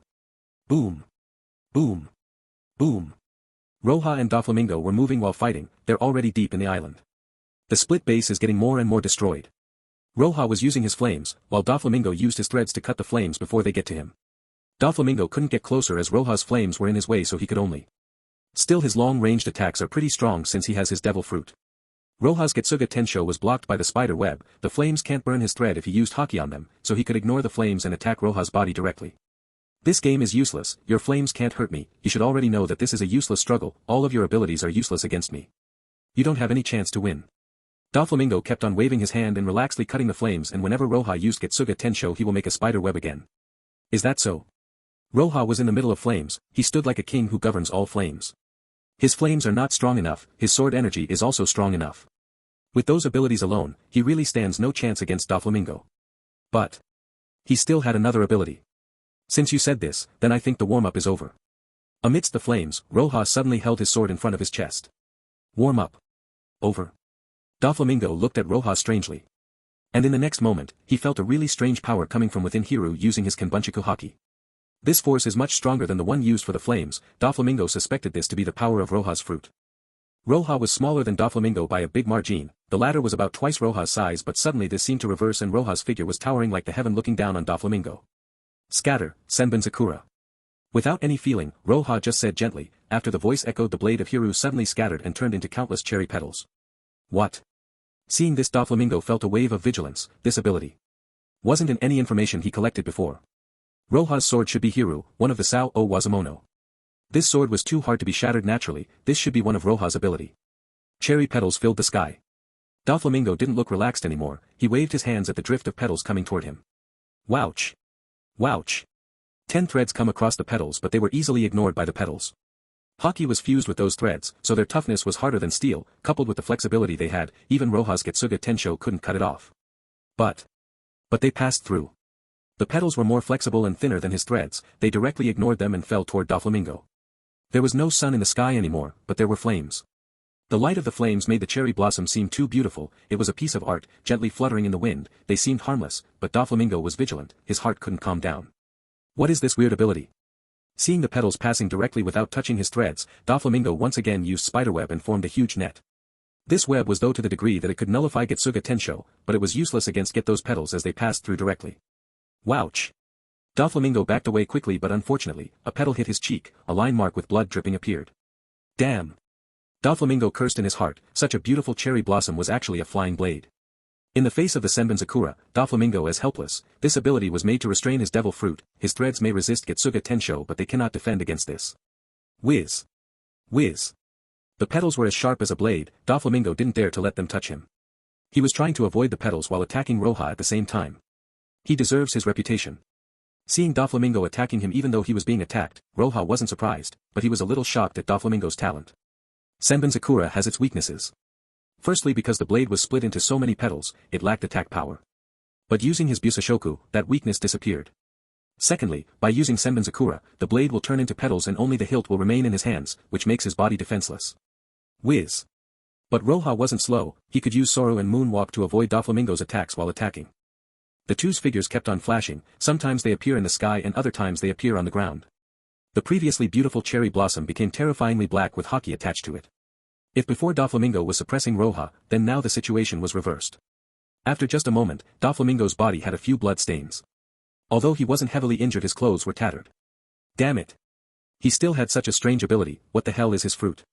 Doflamingo kept on dodging while the petals kept on chasing after him, still even after trying to dodge, sometimes the petals would hit him. Even though he tried to block with his haki, a few scratches appeared every time he blocked an attack. In contrast, Roja's body didn't have any bloodstain, and he still didn't use the Benkai yet. From the beginning to now the situation kept on worsening, Doflamingo is being suppressed and couldn't do anything in front of Roja's cherry petals. Doflamingo now knew that he doesn't have a chance to win this battle like this, he took a deep breath and suddenly retreated, his expression turned cold. You are really powerful. Although I don't know what is that ability you are using, you put it in a really good use. Doflamingo paused, his evil smile re-emerged on his face. But if you think that this alone would let you win, then you are absolutely wrong, in this world, there are more powerful abilities than you could ever imagine. Around Doflamingo's body, a strange power started to emerge, it spread all over the place, it even reached the destroyed base. Silence. Suddenly the building started to twist and turned into countless threads, and with Doflamingo's command they point toward Roja and attacked him. Hello White. Tens of thousands of thread were arranged together and attacked Roja, those threads were so massive that the marines on the other side of the island saw it. Waves after waves of thread kept on attacking Roja. The petals rushed toward Roja and wrapped around him. Roja jumped away and created some distance, he looked at Doflamingo and his eyes flashed with a trace of light. Devil Fruit. Awakening. It seems that you know somethings, fufu. Doflamingo stretched out his tongue and licked the trace of blood on his lips, he revealed his evil smile as he walked toward Roja step by step while the building around him turned into endless threads. Devil Fruit Awakening. The awakening isn't something common that every fruit user could achieve, once someone achieves the awakening, their devil fruit won't be limited to their bodies anymore, it could even change the environment around him. That's what Doflamingo is doing now, he could turn the building and the earth beneath him into threads. Boom. Boom. Boom. The building kept on turning to threads as they rushed toward Roja. The number of petals was far less than Doflamingo's threads now, it cannot block the threads. Far away, the marine looked at the buildings transforming like crazy, as everything is destroyed. This. What on earth is this? Is this still our base? All of them were shocked beyond belief, they couldn't understand what they were seeing at all. Is this Doflamingo's power? So terrifying. Taika's forehead was full of cold sweat, a look of dismay appeared on his face, in front of this even a rear admiral is like an ant. Looking at the display of power, many couldn't help but tremble with fear. Such a powerful foe. Can Mr. Roja come out alive? Everyone's hearts were beating like drums. Before even when their base was destroyed they saw the flames, so they could tell that Roja was still fighting, but now they felt hopeless. Can a human resist this kind of power? Break White. Doflamingo put his hand on the ground and suddenly threads emerged from the ground wanting to grab Roja's foot. Roja didn't panic, seeing the threads under him, he jumped into the sky, at the same time endless petals formed a wave and attacked Doflamingo. Off White. Facing the petals wave, Doflamingo didn't retreat, with one hand still on the ground, countless threads that wrapped around him. The petals bounced after hitting the threads around Doflamingo. After using the awakening, the number of thread that Doflamingo could control increased by a huge margin. Fufu, your trick has no effect on me. Doflamingo showed a smile of mockery full of evil as he said, even if you could use that ability of yours really well, the gap between our power is huge, stop the meaningless struggle. While talking, Doflamingo waved his hands, tens of thousands of threads ruched toward Roja like a python. Whiz. Whiz. Roja's figure flickered a few times, as he retreated, at the same time the cherry petal rushed toward him and reformed Hiru's blade. The devil fruit awakening is very strong. In addition to his body, he could even make his environment turn into threads. Roja looked at Doflamingo then shook his head. If you understand this then let me send you on your way. Doflamingo's smile was evil and cold, he started walking toward Roja, the thread moved along with him, he appeared like a king governing strings. Roja didn't fall back. He seemed like he just gave up any resistance to fight Doflamingo, but his eyes didn't show any panic, Doflamingo kept on laughing his strange smile. The thing is, I didn't want to use this because it's too tiring, no, I mean it uses too much spiritual power, but since you used your awakening, I have to use my trump card too. Roja's face gradually calmed down, his marine cape that was fluttering due to the wind, stopped. As if everything in the world stopped, suddenly a strange power accumulated around Roja. The sword in Roja's hand suddenly turned upside down and he let it go suddenly. Bankai. The voice sounded from the soul. Doflamingo suddenly halted his steps, his expression changed as his heart an inexplicable bad feeling. The next moment, Doflamingo saw the sword that Roja threw fall to the ground became like a water surface as it swallowed the sword. Then the ground beneath Roja's feet seemed to turn into a huge pond, suddenly with a ripple, huge swords emerged from the ground, they kept on coming out until they were much higher than Roja. Senbonzakura. Kageyoshi. Suddenly the huge sword collapsed and turned into cherry petals and started circling around. It seemed the same as before, but the number of petals increased by at least 10 times. This is impossible. Doflamingo was shocked, he couldn't tell the number of petals even with his Kenbunchaku haki. Roja can also use the awakening. Doflamingo couldn't believe, his hand touched the ground and 10 waves of thread ruched toward Roja.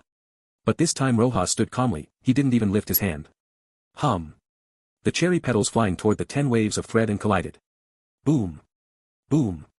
Boom. Countless threads scattered after the impact, and the 10 waves of threads were blocked down. The threads were strong, but not strong enough. The petals kept on hitting Doflamingo's threads until finally all the threads scattered but the torrent of petals. Roja stood still, just looking at Doflamingo with his eyes flashing. In the sky, countless petals formed a wave of shot down toward Doflamingo. Off-white. Doflamingo used his defense without a second thought, he was in tone of the Yonko, and he wasn't an immortal, if this kind of attack touches him he would be seriously injured or he might even die.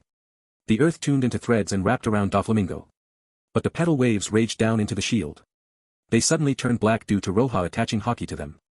The Bankai had too many petals, the number in countless, and each piece was as strong as a sword, even if it's Doflamingo he won't be able to hold on for too long and his defense would crumble shortly. Whiz. Seeing that he can't hold on anymore, Doflamingo ruched back but the petals moved toward him. The petals moved far faster than before, Doflamingo could only flee while using his ability to defend himself. Boom. Boom. Boom. White threads danced with cherry petals, the entire base was destroyed due to this confrontation, even the boat seemed about to flip over at any time. The petals filled the sky, and the earth turned into threads, this seemed like a picture from a fantasy world, hard to describe, it was just shockingly beautiful. At this time, the Marines on the other side of the island weren't affected by the fight, they still felt like they were inside a storm. They saw the torrent of cherry petals collide with the threads. No one could speak, their minds were blank for a second. This scene was so shocking that some didn't know what to say as they continued to watch with a blank expression. Roja and Doflamingo seemed to control the sea, waves kept forming with every clash between the two. At this time, on Roja's body, some blood stains started to appear, but he didn't panic, he was focused just on destroying his enemy. Doflamingo's situation was far worse than Roja's, blood dripped from the cuts in his clothes. Before using the awakening, Doflamingo had no way to block the petals of Senbonzakura. And after the awakening, he could block them until Roja used the Bankai. If Roja's Busashoku was stronger, then he would have been defeated long ago, and now he could only defend against those cherry petals. It was impossible to retreat. Roja will use Moonwalk to catch up to him, and if he leaves the island there won't be any building and his awakening will lose its effect. Roja was sending torrents of petals while he was in the sky, and he occasionally avoided Doflamingo's threads. Check. Cutting SFX. The petals continued to cut the thread apart while Doflamingo was retreating and trying to run away. Roja understood Doflamingo's intention, he felt his own spiritual power consumption as he waved his hand. Senbonzakura Kageyoshi, Senkei. Suddenly all the petals returned to Roja and made 4 rows of swords. Seeing Roja standing above his head, and the swords formed around them, Doflamingo looked up and said grimly. For a long time, no one dared to come for my head. Moki.d. Roja you little devil. Since he lost his identity as a celestial dragon there wasn't a time when he looked as awkward as he looked now. Doflamingo looked at Roja, killing intent rose to the sky as he raised his hand toward Roja. Senaru Kaidan. Doflamingo summoned 16 thick strings that turned black as he attached haki to them as he aimed at Roja. God thread. Roja felt the pressure coming toward him so he attached haki to a dozen swords from. Suddenly, the threads and the swords collided and countless petals suddenly scattered around. And in the next moment, a roar sounded and a terrifying wave suddenly spread in all directions. The waves reached the other side of the island while brought dust along. The Marines couldn't open their eyes. After some time everything gradually subsided. The Marines didn't pay any attention to their dirted clothes, all of them focused on the ruins to see the result. Did the fight end? Everyone looked at each other, they couldn't see anything from here, so someone was bold enough to take the first step to go forward, a second person followed and a third, all of them wanted to know the result of the battle. While walking they gripped tightly on their swords, the first base was completely destroyed now, all the buildings have collapsed. After passing by several ruins, the few people stopped. Pita. Someone's hand couldn't continue on gripping his pistol anymore and let it go into the ground which issued a pita sound. All the people gradually stopped, as they put down their weapons. Everyone's eyes gathered at the field on the single figure that was still standing, no one could speak as they stared in a daze, in their eyes respect and fear appeared. On the field, only Roja was standing as he was holding Hiru in his hand. In front of him on the ground, a person was lying down motionless. Although that person's clothes were pretty much destroyed, you still can recognize him when you see him. Doflamingo. The person that will be known as the Joker of the Underworld 12 years later, the person who was once a celestial dragon was defeated by the leader of the first base in the West Blue. Monkey D. Roja. On the sea, 3 large warships are moving at full speed. On the horizon, a large shadow appeared. Reporting, we are about to reach the first base. A Marine was holding a telescope as he reported from a height place. At this time, Garp and 2 Commodores were nervously looking at the huge shadow as it was getting clearer and clearer. The last 2 hours passed with all the Marines here as tense as they could be. They couldn't help looking at Garp. As time went, all the Marine were getting more and more nervous. If anything happened to Roja because they were late. They couldn't imagine what Garp might do. 2 hours. About 2 hours passed since they received the information that Doflamingo was attacking the first base. The sea is full of life and death battles. Even when Luffy was a pirate, Garp knew almost every detail about what is happening to him. If someone was to be always protected, he won't be able to get stronger. Without any life and death experience you won't be able to stand above all people. Garp came all the way here for Roja. He certainly didn't want to see Roja fall when he just started, but it was impossible to always be by his side. This time. It all depends on Roja. In Garp's view, this was the biggest test for Roja. He could only pray that Roja can safely pass this test. Gradually. The first base situation was reflected in everyone's eyes. Impressively, it was all wrecked. It seems like everything on the island was destroyed. Seeing this, Garp clenched his fist, and by his side, the 2 Commodores' hearts turned cold. Were they really too late? Whiz. Whiz. There was no warship docked on the shore. When the warships arrived, the 2 Commodores and Garp were the first to jump down. Just after touching the ground, Garp's figure disappeared. The 2 beside him were slower, but after a few steps into the island, they were stunned and their eyes held amazement. Although the building was destroyed and there wasn't any sign of life, they could still perceive the people gathered on the island up ahead with their Kenbunchaku haki. The 2 slowed down. The 2 continued to move forward toward a large group of officers and soldiers. They were trying to gather what they could from the ruins. The 2's appearance alerted those Marines. Looking at the 2, all the Marines were shocked at first, then they went toward them. Compared to those Marines' surprise, the 2 Commodores were much more surprised. There are so many survivors. The 2 were clear about Doflamingo. He wasn't such a nice person to let so many survivors. He would definitively slaughter the entire base. But he didn't. Something is wrong. So many people but no one was wounded or had any scars. Those people weren't Marine survivors.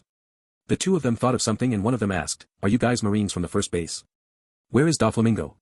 Hearing this question, a captain took a few steps ahead and said toward the 2, reporting, "We are indeed Marines from the first base. As for Doflamingo, he is over there." The first half of the captain's words, the 2 doubted a little bit. The second half almost made them jump in fright. Just over there. Both of them were Commodores of the headquarters. Even so, they were still afraid of Doflamingo. There is no problem. Garp was with them. Doflamingo won't be able to face Garp. The 2 took a deep breath and calmed down. But when they looked at the captain's direction, there was doubt at first, followed by surprise. They subconsciously went in the direction that the captain just pointed out to. This is. Looked in front of them, they were speechless, they were dismayed. Although that person was lying down while blood is dripping all over the place and his clothes were pretty much gone, his hands were shackled by Kairoseki handcuffs, they could vaguely tell who is this person. He was Doflamingo. He was the pirate that made a big name in the Grand Line. Such a character fell in the West Sea. With this discovery, what followed is another question. Who was the one who defeated Doflamingo? The 2 Commodores swallowed their saliva while their eyes couldn't believe. Before they arrive, Doflamingo was already defeated, and except for that person, there is no one in the first base who could defeat him. Looking at the blood-dripping body, they muttered Doflamingo's name. The shock from this fight will spread all over the world. A few days later, the news about the fight between Monkey D. Roja and Doflamingo spread all over the world. It spread not only in the West Blue or the first half of the Grand Line, it reached all the way to the New World. The world was shaken by this news. West Sea, in a base of an underground force, Robin was looked at the news full of shock. Even Doflamingo couldn't defeat that guy. Robin, who was hiding in the underground for a long time, knew a huge amount of information about the world. If she didn't, she wouldn't have survived for so long. This name wasn't new to Robin. After all, he was the one who dominated every transaction in the West Blue. But such a character fell in the West Blue. Robin knew the first time she saw Roja that he was strong unlike anyone from the West Blue's Marine, but she still didn't expect Roja's strength to reach this extent. Even Doflamingo was defeated. This kind of strength is as strong as an admiral already, or maybe more. Monkey D. Roja. Such a terrifying guy. After taking a deep breath, Robin calmed down, and when she recalled what Roja said, her eyes flashed. He will only act when he wants. He didn't care about the world government orders, but he still has such strength. This guy will create a storm, stronger and bigger than this one. Robin thought about Roja's future possibilities. East Blue, Fusha Village, in a humble bar, people were drinking and having a party. "Miss Making, where is the beer? Is this the last cup?" With a straw hat and red hair, this person was sitting in the bar. There wasn't a trace of him being one of the Yonko. This was Shanks. Yes, this is the last one. The green-haired girl smiled gently and handed over the huge cup. He reached his hand and looked at the girl and smiled, "Thank you." Seeing this, the girl smiled sweetly. At this time a pirate comes while holding a newspaper. "Hey boss, look at this news." "What's the matter?" He picked the newspaper, and suddenly his eyes sharpened. In this moment, he completely changed from that weak-looking guy into an awe-inspiring emperor. Shanks looked at the newspaper, then put it down. His eyes flashed as he took a deep breath and said, "Monkey.d. Roja. This guy will create a huge storm in the world." After hearing Shanks' words, Ben Beckman looked at the newspaper then smiled. "That little kid Luffy, he says that he will be a pirate all day. I think he doesn't know how strong his grandpa is, and he shouldn't even know his uncle at all." Ha ha ha. Listening to Ben Beckman mentioning Luffy, Shanks suddenly laughed and said, "Well, if Roja could get this far, no one can know what Luffy can do." The New World, a pirate ship was staying in the same place and the people on board were having a banquet. The sea was calm and no marine was chasing after them, or more like there is no marine who dares chase them. Not just the marine, even the world government didn't dare to provoke them, because this pirates group was one of the Yonko of the world. Whitebeard Pirates, with its captain Edward Newgate. This man is recognized as the world's strongest. He was a leading figure in the time of Gol.D. Royer. Whitebeard had countless opportunities to claim the One Piece and be the second pirate king, but he didn't. Using only his name, he occupied numerous islands and assembled countless forces. Although all four of the emperors are strong and well-known figures, Whitebeard was always in the lead. While everyone was drinking, a newsbird dropped a newspaper on board. Marco caught the newspaper and read through it, but suddenly surprise filled his face. "Hey, Jozu, come look." "What?" Jozu stood up and came next to Marco, and suddenly his face was full of surprise as well. Marco though for a moment then stood up. He shouted toward Whitebeard, "Oyaji, Doflamingo was defeated by a marine." Gurgle. Gurgle. Whitebeard was drinking beer directly from a big jar. After hearing Marco's words, he put the jar down and grinned. When did the marine become so capable? Was it the new admirals? Although Doflamingo's status was far less than an emperor, he was just under them. He was a strong private, and even Whitebeard heard a thing or two about him. Garp wasn't hunting anymore, and Sengoku was promoted to the position of fleet admiral. Akiji, Kizaru, and Akainu were promoted to the position of admirals. Since then the world didn't see any shocking events. Garp was from the generation of Whitebeard, while the three admirals were just kids in his eyes. It wasn't them. Marco shook his head and said, "But you should be interested in him." "Oh." Hearing Marco say this, Whitebeard was slightly interested. Marco saw this then smiled and said, "The one who defeated him is Garp's nephew. His name is Monkey.D. Roja." "Oh, Garp's nephew?" Whitebeard's gaze turned deep as he murmured, "Roger, Sengoku, Garp. It's been 12 years since that time, and now even a kid from Roger's crew is climbing up." Whitebeard said faintly while remembering the events from 12 years ago. After listening to Whitebeard's words, the pirate stopped drinking, and Marco stood by his side and listened. In today's era, only Whitebeard could say Roger's name casually, and only him could call Shanks a kid. Defeated Domingo. Even so, it's still too early for that kid. It was too early for a kid to dominate the world. Whitebeard smiled, and suddenly the sky trembled. "Yeah, it's too early." Mako stood in front of Whitebeard, smiled and responded. Other people on the ship like Jozu smiled, showing their self-confidence. A new powerful marine appeared. So what? They are the pirates of Whitebeard. Even among the Yonko, they were recognized as the strongest. In their eyes, they could casually destroy the Don Quixote pirates. The world still has more characters as strong as Doflamingo. With that kind of power, they will only reach the power of an admiral. They won't have the qualification to compete for the One Piece. But Roja still aroused their curiosity. In the eyes of Whitebeard, not to mention Roja, even the three admirals are just little kids, and it's still 10 years too early for them to think of dominating the world. Although Doflamingo can't be compared to the Yonko, he was dominating the underground trades. Roja's name will be known to all after he destroyed the Doflamingo family and defeated Doflamingo. He didn't step in the Grand Line, but he still shocked the world. And after the incident, many people mentioned his name. He was in the limelight. After some time, I don't know when it begins, or who gave him this name, but now Roja was called Ghost Sword Roja. The news spread quickly in the seas. Very few of the headquarters marine had their own code names, like Iron Fist Garp and Sengoku the Buddha. Countless pirates knew these names. Although many knew that compared to Garp and Sengoku, Roja was still far away, but having this kind of strength when he was so young, if there is no accident, then he would become as strong or maybe stronger than them. At this time, Roja was with Garp in a warship. They were returning to the headquarters. Roja was assigned as the first base leader in the West Blue for only half a year, but everyone in the West Blue will remember him. The impression he left was huge, especially in the heart of the Marines in the first base. Many Marines in the first base started training desperately after his departure. Some even wanted to be assigned to the bases in Grand Line to make a name for themselves. On the warship, in the leader's cabin, Garp was sitting on a chair and eating something while Roja was sitting beside him and drinking some tea. There were some papers on the table. Garp looked at the papers then smiled after gulping down. Roja, you caused a huge storm, it seems that this won't settle in a short period of time, you will have to face many enemies to become stronger. He asked for it. Roja sipped some tea then smiled at Garp, this smile was full of self-confidence. After the fight, Roja suffered some serious injuries, but for him, they were nothing, after resting for some days he completely recovered. The people of this world were relatively strong, even for an ordinary person, it was cut and blood was gushing out, after some days they will recover, let alone Roja. After the fight, Roja didn't consume much of his physical strength, but he almost exhausted his spiritual force, if he ended the fight sooner maybe he would have some left. Roja did this to determine the extent of his spiritual power, so he can guess the amount of time he can use his abilities. He also became more used to them and his understanding of them deepened.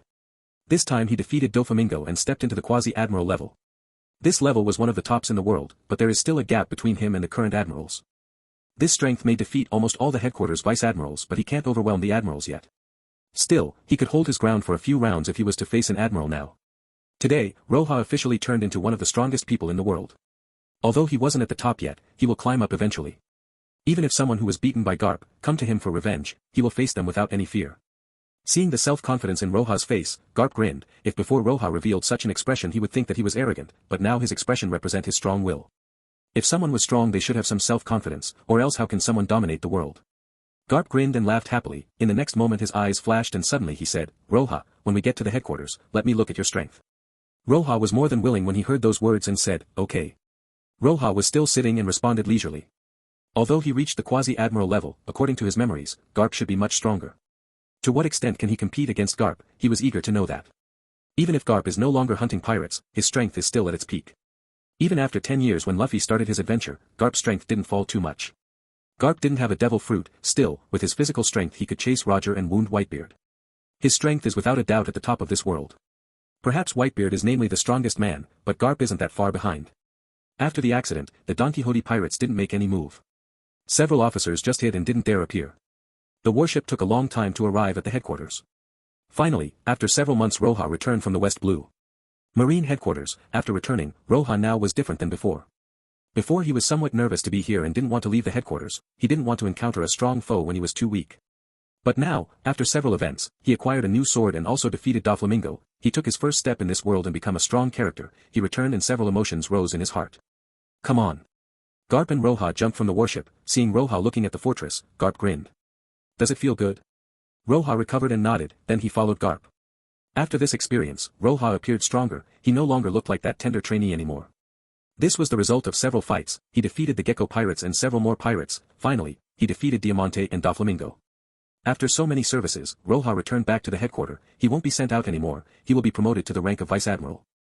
This time, Akainu still raised a little objection, on the other hand, no one else put any objection to his promotion. Roja defeated Doflamingo, which wasn't a small feat, it has proved his absolute strength, everyone knew that defeating Doflamingo was more than enough for Roja to be promoted into a vice-admiral. Roja now turned 21 years old. Roja and Garp were on an unoccupied island, this island was relatively small and didn't have any creature, there was no wind it was quiet. There was no tree in this island only weeds that grew on the ground. Roja and Garps were in the middle standing in front of each other. Their strength reached a certain degree that they shouldn't spar in the headquarters, otherwise Sengoku will go crazy. This was a place that they could go out without any restraints. Roja wasn't wearing the marine cape, he wanted to learn from Garp so he tried to adjust his state. Garp was still wearing his cape, his hands were folded on his chest as he looked at Roja and smiled. Well then, let me see how much you grew you brat. Since Roja entered into the elite camp, Garp couldn't judge Roja's strength accurately, as Roja's strength kept on growing like a rocket, and after his stay in the West Blue his strength grew even more to the degree he defeated Doflamingo, which made Garp really surprised. Originally, he thought that Roja could protect himself when facing the Don Quixote officers after he saw his strength in the graduation exam, but he didn't expect not only protecting himself against Doflamingo, he even defeated him. Be careful. Roja's emotions are restless when he faced Garp, he needed to adjust his state of his mind.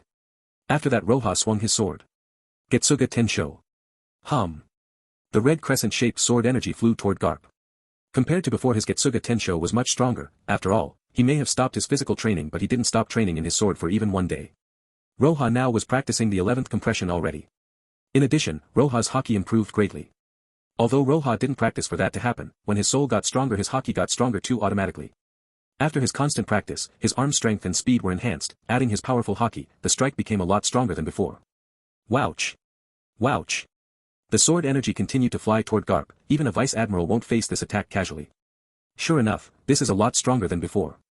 Garp looked at the attacking heading toward him, he smiled and praised the power of the attack, but his action was simple, he just clenched his fist and punched. Bang! The strike that was so strong crumbled in front of Garp's punch just like that. Tut! Roja's mouth twitched when he saw this scene. He got a feeling that the gap in strength between Garp and Doflamingo is just too huge.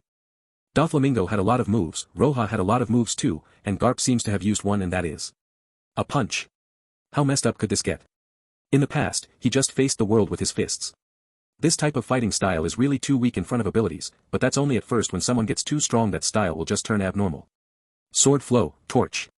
Seeing that Garp could block his attack so easily, Roja decided to go all out. He waved his hand, which produced a huge fire pillar while the heat swept in all directions. In the original story, Ace used the abilities of his fruit to produce fire, but of course, they can't compare to Roja's. Maybe the flames that Roja produced before were the same as Ace's. But after the Soul Sword's upgrade, whether it's the range or the temperature are completely on another level. In the battle with Doflamingo, Roja's flames could surpass the power of Doflamingo before his awakening. The power of that strange flames become a lot stronger too. While facing all those flames, Garp grinned. He clenched his fist again and casually waved from a side to the other side. Hum. A wave of wind immediately surged toward the flames and blew it away. When facing the flames, if he didn't use Busashoku, then he won't have the ability to withstand it. It still can affect him. Just a little. Roja expected no less from Garp. He knew that with the flames he won't be able to do a thing. Unless he upgrades his soul sword to the 5th stage, he won't have any chance to confront Garp with the flames. Bankai, Senbonzakura Kagyoshi. Without any hesitation, Roja maintained the flames and dropped his sword to the ground. He could use more than one ability at the same time, but the consumption is too large. Even against Doflamingo, Roja didn't maintain the flames after using the Bankai, so he won't run out of power.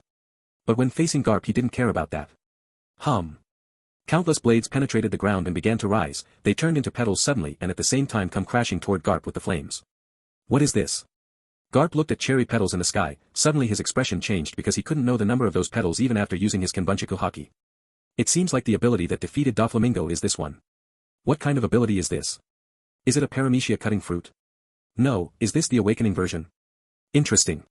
Garp knew from the start that Roja got a peculiar talent. So far he couldn't guess the origin of his abilities. Still, he just clenched his fist again, then punched out. Boom. Under the punch many petals scattered and made beautiful scenery. It looked as if the sky was raining cherry petals. Even in my most powerful state, while I can control everything, and while also using Busashoku haki, I can't stop a single punch from Garp. Roja's mouth twitched while thinking of what he had just experienced. Was he really a human? Roja really started to doubt that, if it was Doflamingo, even if his using awakening, with countless threads, Garp could just settle it with a punch. Without any special skill, this guy is just a super soldier, right? How did he reach such a state of physical enhancement really? Roja's heart shook. However, to do this, he should have used his full strength. In fact, Roja's guess was right. From the beginning of the spar, he used his left hand with full strength. Doing this will make Roja realize his powerlessness, and without going into full force, it won't cause this effect. The so-called the top of the world is not just for show. Boom. Boom. Boom. Roars sounded and endless petals scattered. Roja didn't stop his attack, he also maintained the flames while using the petals. He gathered them after they scattered due to Garp's punches. This confrontation was a precious experience for Roja. He would know the extent of his power, and also he would see for himself the power of the top in this world. Facing Senbonzakura Kagyoshi, Garp wasn't using his Busashoku hardening constantly. Only when a petal reaches his body would he use it, only at that same place. He didn't waste any use of hardening. This degree of mastering haki isn't anything common. Compared to the full body hardening, this was many levels ahead. To be able to use this, there's no doubt that Garp has reached the top between haki users, especially his Busashoku. Roja can't compare to him. Roja's Bankai couldn't hurt Garp in the slightest. Garp didn't counterattack, he was only defending casually. Yes, this is very good. Any other moves? Garp used his fists to scatter the petals and blow the flames. Still, he looked so happy and was laughing. It seems that he didn't fight for a long time, and this aroused his curiosity. This kind of battle made him move his body and relieve some stress. It was really fun for him. Yeah. Fatigue hit Roja after the huge consumption of spiritual power. He took a deep breath and stretched his hand. The cherry petals gathered together. They gathered at the side of Roja and formed huge wings. Also in his hand a sword formed, while the sword and the wings had a slight black color. Senbonzakura Kagyoshi. Hisatsu, White Sword Emperor. Roja used this move, which will consume the rest of his spiritual power. All of that power gathered in his sword and changed the atmosphere. Garp could feel the power gathering in Roja's sword and couldn't help but reveal a serious expression. Whiz. The next moment Roja rushed forward and swung his sword downward toward Garp. This sword wasn't only using the power of Senbonzakura, he also used Getsuga Tenshō in this attack. This attack combines all his powers except for the flames. And facing this attack, Garp still used just a fist. Hum. The fist and the sword collided, the air suddenly comes to a stop, then waves formed and rampaged in every direction. Kacha. Suddenly the cheery petals splashed. Roja and Garp stood in the middle of the island. The shock waves reached until the sea, which created huge waves. After a long time, everything stopped. Between Roja and Garp a deep crack appeared. Hiryu returned to his original form in Roja's hands. Roja was barely standing, he didn't have any scars, but he's so exhausted that he will lose consciousness any moment. In front of him, Garp stood there unscathed. He looked at Roja with a different expression, he was abnormally shocked. That final strike, he felt the power building inside Roja, so he didn't go easy, he used his full strength in the last punch. His punch broke Roja's Getsuga Tenshō, broke Roja's Senbonzakura, but it didn't make him retreat back, he blocked it. This means, in the last blow the two of them were almost equal in strength. Regardless of speed and defense, Roja's last attack had almost the same strength as his last punch. Garp was clear about his own strength, his heart was very clear, even the three current admirals won't stay in their places after receiving a punch from him. But Roja wasn't one of them, he wasn't someone that could compete in the top of the world yet. How can this not shock Garp? This brat, he really grew up. Looking at Roja holding his sword and breathing hard, Garp knew that he exhausted the last bit of his strength in the last attack. A satisfied smile appeared on Garp's face while his eyes looked pleased. Roja's breathing was very light because he wasn't physically tired, his spiritual power was almost completely used, so he looked so tired. Blocked. Finally, using the last attack, Roja did what he wanted to do, his strong heart affected his soul sword, which made him get stronger and become more powerful. The result of the fight didn't matter, it wasn't about winning and losing. In this fight, Roja got to know the extent of his strength. Going all out desperately, in term of attack he reached the power of an admiral, maybe comparable to Garp. His defense is a mess, if Garp took the initiative to attack him, it would have taken about a moment for him to be knocked out. If Senbonzakura Kageyoshi couldn't block Garp, then there is no way he could block him at all, and still, his last attack consumption is too large compared to Garp's serious punch. Only God knows how many times can Garp still punch like that. The mastery of hockey and the physical strength is also worlds apart. Roja finally understood why Roger could run wild in the world, but still when met Garp he had to fight. Garp was at the peak of attack and defense, basically almost invincible. Whitebeard's attack power was very high, but his defense can't be compared to Garp's, and Kaido the beast who couldn't die even when he tried to suicide has a strong defense, but his attacks are as strong as Garp or less. If Roja was to fight Akiji or Akainu, relying on their devil fruit to reach admiral positions, Roja can resist for a short period of time. But in front of Garp, he wouldn't last a moment. What's most troublesome about Garp isn't his physical strength, but his mastery over hockey. Hockey, physical strength and swordsmanship, those are the aspect I should enhance. Roja will always remember this fight, this was the first fight against someone that could be called at the peak of the world. Roja thought that if he reached the 5th stage and he soul sword which will improve his hockey, and practice until he reaches the 15th compression. All of this would make him have the power of an admiral. At that time, even if he was facing someone as strong as Garp he still could put on a fight. Furthermore, if he was to comprehend his own sword, he will be more than just a sword master, and also when he reaches the 5th stage he will be able to use Yamamoto's Shirkai. Thinking to hear, Roja's mouth curved into a smile, his eyes flashed with light. When that time comes, let's see who is the world's strongest. His warship was docked on the shore of the island. All the marine witnessed the battle of Garp and Roja, they didn't dare to get close to them. In the last attack, the island nearly collapsed, the waves made the warship sway along with everyone on it. The officers were shocked by this fight, it seemed like two admirals were fighting.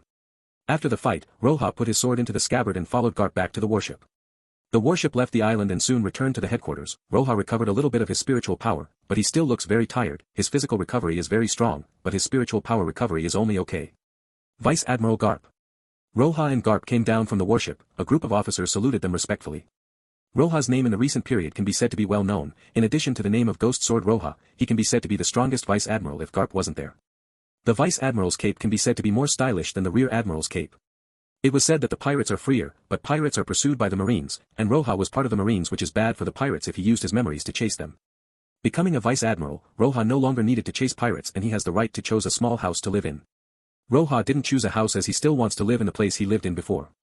After returning to the house, Roja didn't bath or anything, he directly went to his room and lied down, he slept soundly and woke up the next day with a complete recovery. All tiredness completely disappeared and his spiritual power has fully recovered. This kind of recovery is cool, he knew the recovery speed of the people in this world and now he experienced it himself. As a Vice Admiral, he now had an office in the fortress, of course, it can be compared to an Admiral's office but still, it was better than before. On his way, Roja met many people with a lower rank than his, all of them respectfully saluted him. In the headquarters, almost all knew about Roja, so young and still became a Vice Admiral, he also defeated Doflamingo, with this kind of strength, there's no doubt that he is in the top of the headquarters. If there is no accident, then Roja becoming an Admiral is a fact. Roja didn't look down on those who saluted him and greeted them back, he didn't slow down and disappeared into the fortress. I didn't expect Mr. Roja to be this kind. With that kind of strength and such a young age, I thought he would be arrogant. When Roja left, some officers saw him for the first time and didn't know his personality, they respected him more. This part is something that every officer likes, not like Akainu, who in a task he doesn't care about his men, even if they die he will just say that it's their glory to die for the marine. Everything was quiet in the fortress, the soundproofing was excellent. The corridors were completely quiet and the marines were walking with light step without producing any sound. Only in an emergency will they run. Roja office was in the top of the fortress. The top floor was for Sengoku, below that is the Admiral's office and below that is Vice Admiral's office. Roja did stay for long on the first floor, he directly walked into the second floor. The second hall was still familiar, in addition to Smoker and the others who graduated, the other were still in the camp. Roja glanced slightly here then continued on his way upstairs. Far away, Hina, Drake, and others were practicing, they looked at the side only to see Roja's silhouette disappearing. Even when they only saw his cape and the side of his face, they recognized him. Is that Roja? It wasn't long after the graduation and in the blink of an eye he is a vice admiral now. Although they were the elite in the headquarters, after graduation most of them will be lieutenants and captain, very few will exceed that. As for vice admiral, maybe they will reach that at the ends of their lives. Hina's eyes held complex feelings, she knew after her first encounter that Roja will sooner or later soar, but she didn't think that it will be this fast. Drake shook his head, he has long since abandoned the idea of reaching Roja's level, and now the gap between them grew even more. He has gone very far and if we want to close the gap we will need a lot of effort. Aine stood beside Hina and said, this sentence wasn't for only herself or for Hina, it was for all of them, she gently sighed and then her eyes revealed a firm look and turned to practice again. In addition to the second floor, the third floor has practicing room. But to enter those room there is a need for points. When the elite camp practice they will not get any point, but they will train for free, and after they graduate they won't be able to practice in the same conditions, they will need points to do that. This is the balance. Roja looked at the practice rooms and his eyes flashed, but he didn't stay and continued to climb up all the way to his office. Roja's office was simple. There was only a table, a chair, and a cabinet. Roja didn't mind this environment. I fought with Doflamingo then with Garp, this time the energy increased a lot. After entering the office Roja directly sat down and made the property bar appear. The fourth stage, Exquisite Sword of the Soul +1. Attribute, Attack Power plus 420, Power plus 140, Agility plus 140, Physical plus 140. Special Attribute, All things in the world turn to ashes, Sword attack has additional fire damage, Evolution's condition isn't met. Special Attribute, Senbonzakura Kagyoshi. Special Attributes, Getsuga Tenshō, can release an arc-shaped red energy attack. Energy, 241/240. After finding out that he could upgrade the Soul Sword, he directly selected the upgrade option. This time the energy needed was 240, then next time it would be 250. Really I don't like that number, Roja said in his heart. Golden light flashed and the property bar slightly changed. The fourth stage, Exquisite Sword of the Soul +2. Attribute, Attack Power plus 480, Power plus 160, Agility plus 160, Physical plus 160. Special Attribute, All things in the world turn to ashes, Sword attack has additional fire damage, Evolution's condition isn't met. Special Attribute, Senbonzakura Kagyoshi. Special Attributes, Getsuga Tenshō, can release an arc-shaped red energy attack. Energy, 1/249th. Roja was ready to put away the property bar, but when he saw the required energy for the next upgrade, he was shocked. It isn't 250. Roja was surprised, he didn't expect this. Before, after the upgrade from +0 to +1 the required energy increased by 10, but this time it actually increased by 9. Roja's laziness instantly disappeared, he carefully stared at the property bar, and with a thought, he directly appeared in his soul space and directly stared at the sword in the air. After the upgrade from the third to the fourth stage, Roja didn't have time to observe the sword, now that he looked at it, he found out that the sword was more refined and seemed like he gained intelligence. 9 points. 10 points. 249,250. Roja started thinking about the cause of this change, he felt like this change wasn't because of the sword but it was because he himself didn't like that number so it changed. But this was unreasonable. If he could control the energy required for the upgrade, then the soul sword would have reached the highest stage already. Maybe, my previous guess is right. Roja directly comes out from the soul space and took a deep breath after the property bar disappeared. He always felt that the soul system wasn't simple. After pondering for a moment, Roja stood up, he was free so he will go take a room and practice. There won't be a lot of tasks, and even if there is, if he didn't want to, no one will be able to force him with Garp there. When Roja was ready to leave a knock was heard from the door. Come in. Roja's footsteps paused. From the door, Roja's secretary entered. This was an officer put in charge of every trivial matter of the vice admiral. The secretary took a document and gave it to Roja. Vice Admiral Roja. He seemed afraid of talking, while his hand still held the document. He was trembling, he feared Roja's anger. Roja looked at him, he smiled and said, "What is it?" "That is. Please take a look." The officer was timidly watching Roja then handed the document with hesitation. Roja took a glance. Well, the world government issued an order to release Doflamingo.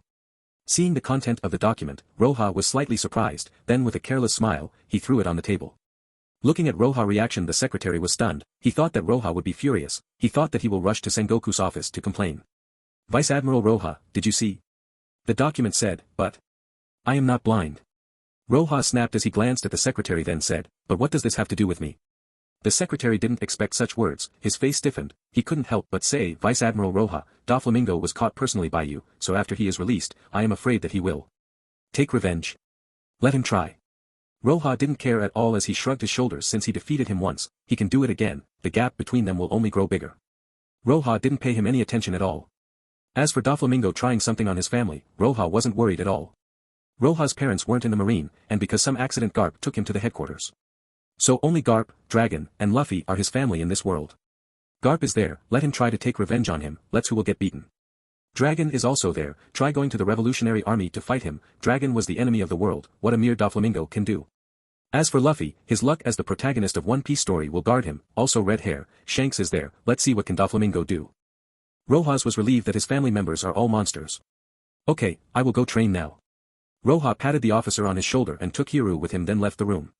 The third floor of the fortress in the marine headquarters is divided into an ordinary room and a kaiseki room. The kairoseki practice room needs more points to practice in. But compared to the points that Roja accumulated, it's nothing.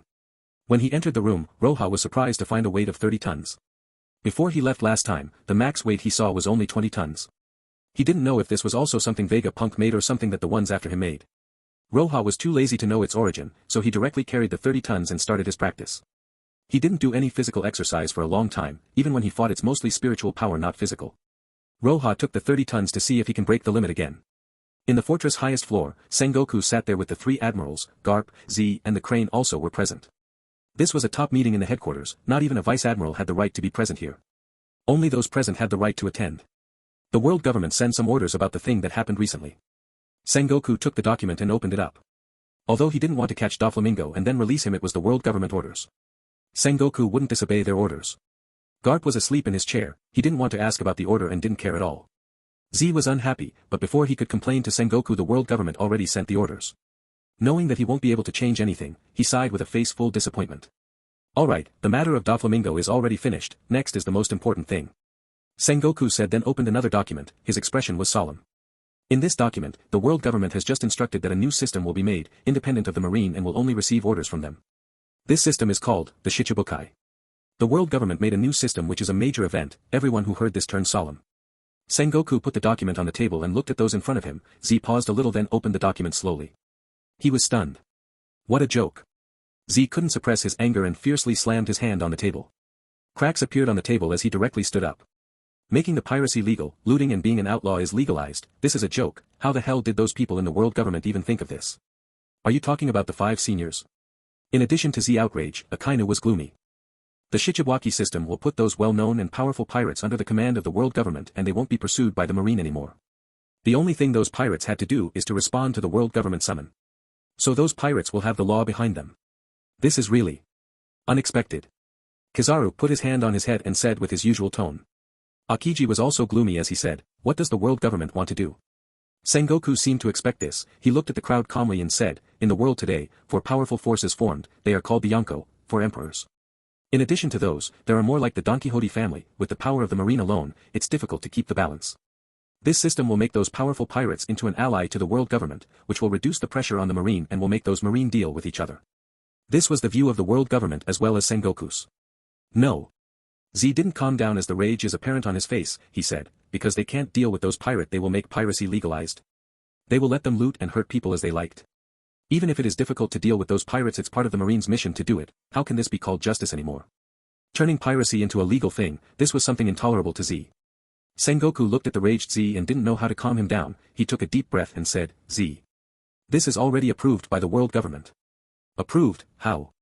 This old man will not approve, absolutely not. Z was angry, he hit the table and smashed it, and then turned away to look at everyone present one by one and left. The Crane was drinking her tea. From the very beginning to the end she didn't say a word. After taking a deep breath, Sengoku didn't chase after Z and turned to Garp. What do you think, Garp? I didn't hear a thing. I just applied for a long vacation to go and see my grandson. He stood and said, I will leave first. After that Garp left the conference room. Only the 3 admirals and the Crane were present.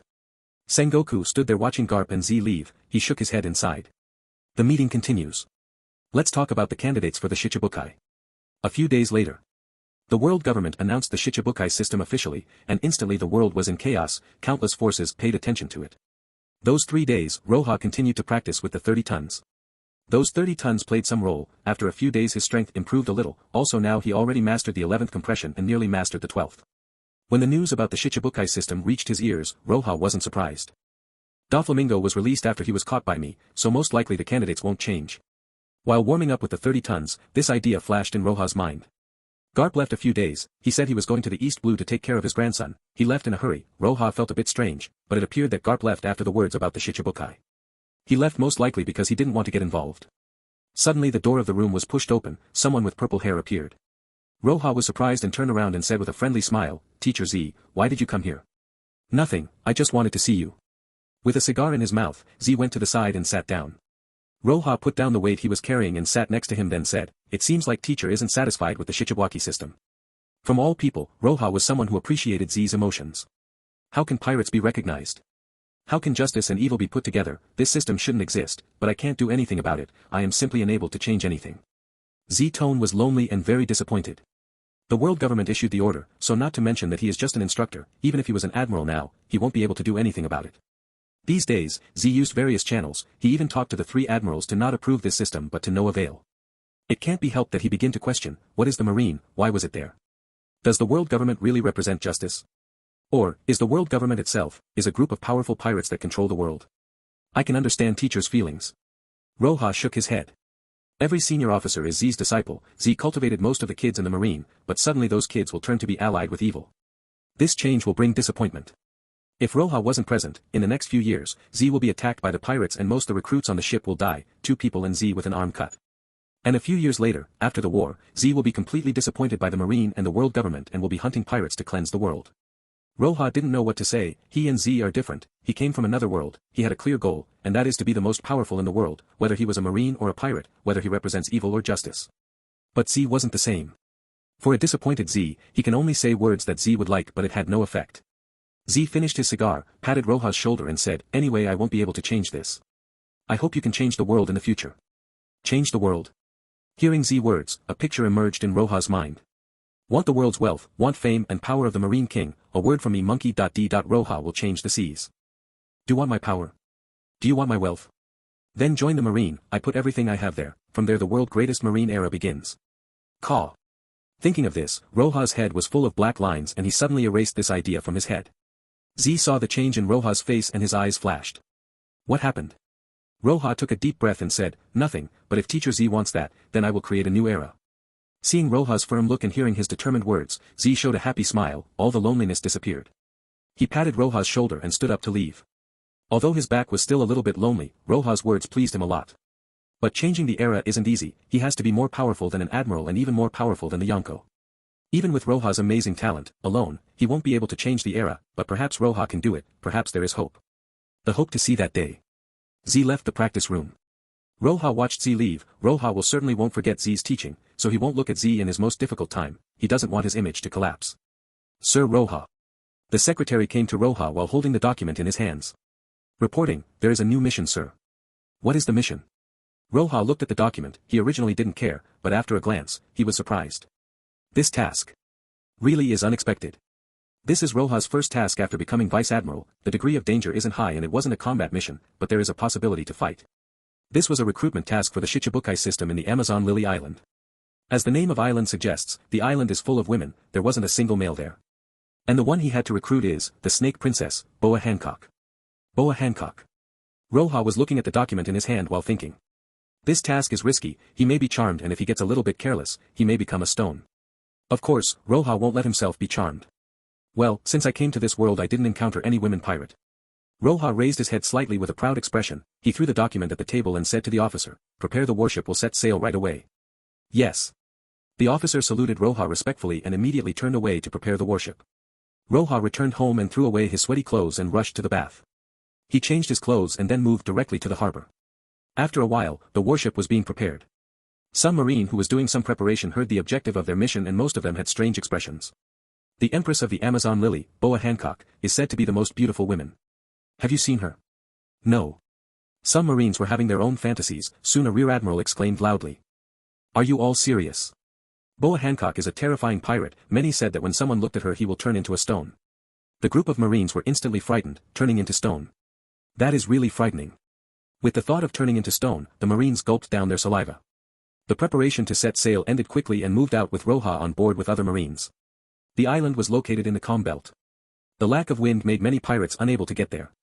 The island was full of women, most of them are warriors, so invasion rarely happens. The most outstanding woman among them is Boa Hancock, the Snake Empress.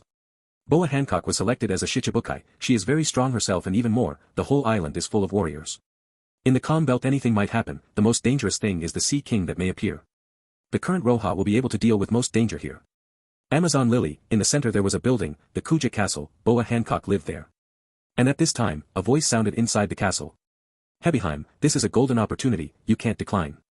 A short old lady is standing inside the castle. She was talking seriously with the Empress. The Empress in front of her had black hair drifting in the air, a pair of eyes that can capture the soul, cherries like lips and white beautiful skin like snow. Any man sees her will lose his soul. She is Boa Hancock. Hancock now is only 20 years old, compared to the original she is still young and full of charm. Said the old lady, who would be interested in such an offer. Hancock put a leg on the other gently and looked toward Nyanba. Hebeheim. Nyanba hit her snake stick on the ground and said seriously, in the past, the Kuja pirates relied on the calm belt to resist enemies, but the Marine invented an engine that could sail in this environment. Our safety is no longer guaranteed. At any moment this island could be raided by the Marine. Nyanba exposed a look of excitement. Holding the newspaper in her hand she said, the world government invented the Shichibukai system. This is simply a golden opportunity. As long as you become one, our safety will be guaranteed and the Marine won't be able to threaten us. Nyanba was talking with a face full of excitement, and Hancock's eyebrow suddenly twisted and said, enough. I said before, I have no interest. She stood up and revealed an overbearing look, then said, what can the world government do? I don't like it. If you want it, do it yourself. Hancock made 2 guards directly see Nyanba out. This is related to the life and death of everyone on the island. Nyanba struggled while the 2 guards are carrying her while looking at Hancock with rage. Hancock heard this and gently gestured to the 2 guards to let Nyanba down. Seeing this, Nyanba was relieved. Finally, Hancock was willing to listen to her. Hancock stood there and suddenly stretched out a finger and pointed at Nyanba. She proudly raised her head and said, even if the island perishes, I will still be forgiven, because this princess is very beautiful. This moment Hancock's look was difficult to describe. This kind of charm even in the eyes of women was irresistible, which made Nyanba and the 2 guards out of breath. Hebeheim. Hebeheim. Nyanba breathed out to calm down. Fortunately, she was with Hancock for a long time and had a certain immunity to her. She recovered and shouted at her. What is this? Hebeheim, you. Shut up already. Hancock looked at her full of contempt. She then looked at Nyanba and wanted to throw her out of the window. And at this time, a burst of emergency was heard. Hancock's actions paused while the expression of everyone changed. Hebeheim. Hebeheim-sama, this is bad. A Marine warship will soon arrive here. An anxious female guard suddenly reported to Hancock, who was about to throw Nyanba.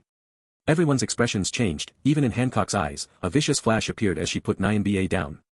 Nyanba's forehead was full of cold sweat. Then she thought about something and asked, several warships? 1. Only 1. Hancock moved forward and said, let's go and see. In the island port. The warship docked and countless arrow was pointed at it from below. All women, they were all warriors capable of using Busashoku haki. If they attacked it will be more powerful than bullets. But this time no one attacked because the Marines in the warship were also holding their pistols and aimed at them. The 2 sides confronted each other. No one attacked and no one put down his weapon. In front of the Marines, Roja was wearing his vice admiral coat, which wasn't flattering because there is no wind in the calm belt. Roja's eyes weren't on the warriors in front of him. He looked away inside the island with a trace of interest. And in the next moment, the female warriors suddenly began to open a path from the rear. A girl with no language capable of describing her appeared and was moving step by step. This beauty was really out of this world. Roja could describe this as charm, plus 10,086. What is going on? The girl was, of course, Hancock. She saw the warship docked and there was no fight, so she asked. Hebeheim same, they said they didn't come to fight and they didn't open fire. Not to fight. After hearing this, Hancock's eyebrows rose. She was about to ask but suddenly her expression changed and said, then tell them to leave. Wait. Hebeheim. Nyanba rushed from behind Hancock and stood between the female warriors and the Marines. Since they didn't come for war, then they got to be here to recruit you to be one of the Shichibukai, right? Nyanba looked at Roja and Roja spread his hand to say he's not hostile. Roja's eyes were fixed on Hancock. He was not love-struck but he looked in interest and appreciation. Hearing Nyanba's words, Roja's eyes were removed from Hancock as he nodded and said, yes. Great. This was going better than Nyamba expected when a look of surprise appeared on Hancock's face. Then she said, Hebiheim, this is a golden opportunity. The Marine took the initiative to recruit you into the Shichibukai, as long as. Her voice was getting smaller and cold sweat appeared on her forehead. Because in front of her Hancock's face was very angry. Who allowed you to stand in front of me? Are you commanding me? Hancock grabbed Nyamba and threw her. She flew in an arc shape then fell down quite a distance away. Hebiheim. Hebiheim same. Standing behind Hancock, the warriors' foreheads were full of cold sweat and they couldn't help but exclaim. How could you tread an old woman like that? Hancock turned around and looked at them. She completely changed from the overbearing woman who threw their elders to a charming and delicate girl. I accidentally. All the warriors, even when they are all female, they couldn't resist such charm. All of them nodded. Yes, no one told her to be careless. As for Nyamba, no one even cared about where she landed. In the warship. She really is exactly the same bad character. Roja stood in front of the Marines, looking at the scene that just occurred. He chuckled. He looked at her with a faint smile. Seeming like she heard Roja, Hancock turned again toward the warship. When her eyes fell on Roja, her brows slightly rose. She felt a very strange atmosphere around Roja. But, Hancock didn't mind. She leaped into the sky and fell directly on the warship in front of Roja. She glanced at Roja and the Marines behind him. She held an arrogant look as she said, Shichibuaki. Not interested, you will leave everything behind and go home. The Marines behind Roja has long been fascinated by her charms and when they heard her command, some started to move things from inside the cabin. Roja looked at the Marines behind him and couldn't help but reveal a helpless sigh. Roja turned again toward Hancock and looked at her directly into his eyes. I say, are you really okay with this? Roja's attitude wasn't serious. This was Hancock's first time seeing a vice admiral who isn't serious and what's more important he is really young. Even so, he wasn't affected by her charms. How can this be? Hancock had absolute confidence in her own charm. Be it a man or a woman they won't be able to resist her charms, but Roja didn't, which she couldn't believe. No matter who it is, they will all recognize this empress because this empress is really beautiful. Roja. Although Roja had some memory of this, but witnessing and hearing those narcissistic words, Roja was left with a twitching mouth. Hancock's charm wasn't completely ineffective against Roja, but the moment he is affected, the soul sword tore it apart. I won't allow anything to happen to Roja's spirit even if it was a Haushiku of one of the Yonko. Of course, that didn't affect Roja's appreciation for beauty. But the current narcissistic gestures and words. Roja's face was full of black lines, then he decided to ignore it and directly said, you're saying that you don't want to be one of the Shichibukai, right? What a rude guy. Seeing Roja still not affected by her charm, Hancock couldn't believe it. She absolutely couldn't believe that someone could resist her charm, mostly he hid it in his heart. So in the next moment, Hancock looked down and put her hands in a heart shape. Even with just the idea hidden in your heart, I will let it out. Marrow. Hum. A pink heart-shaped light flew out from her hands. All the Marines that were obsessed with her look suddenly turned to stone. The result made Hancock satisfied. But she was shocked, standing in front of her Roja still the same, he didn't turn to stone. This is your devil fruit power. Light flashed in Roja's eyes. With his speed, he could avoid her ability with no problem, but he felt that this ability won't have any effect on him. When it touched him, his spiritual power directly forced that power off. You really? How could? This time Hancock was completely shocked. She didn't believe that her charm was not effective on Roja, but he didn't use his Haushiku and nothing happened to him. If it's you're the one enjoying it, it won't be called charm, right? Roja looked at Hancock with a devil's smile, then said, well, the bullshit time is over, come over and sign the document to be a Shichibukai, and return my subordinate back. Hancock looked at him, and after hearing his sentence, she immediately said, no. Whiz. The next moment, Hancock directly rushed toward Roja and threw a kick at Hugh. The kick could be described as a perfect kick, the angle, the strength, everything was perfect. Seeing Hancock attacking, Roja shook his head and didn't pull his sword out of its scabbard, he used it like that to block her kick. Bang! When the kick hit the scabbard, a roaring sound was heard and the air shook. Facing this force, Roja didn't move at all, he just stayed like that without moving or even trembling. This guy is strong. Hancock finally panicked. She fought with the Marines before, and she knew the strength of vice admirals. She always had the upper hand and they couldn't be her opponents. But not only her charm isn't effective against Roja, even in close combat, she isn't his opponent. Perfume femur. Hancock turned around and kicked with the other leg. That was close. Roja said calmly, and this time he used his hands which were covered with haki to receive the kick. They were caught in a very indecent position. Roja didn't look anywhere beside her eyes and he said lightly, isn't this enough? Hearing Roja's arrogant words made Hancock angry.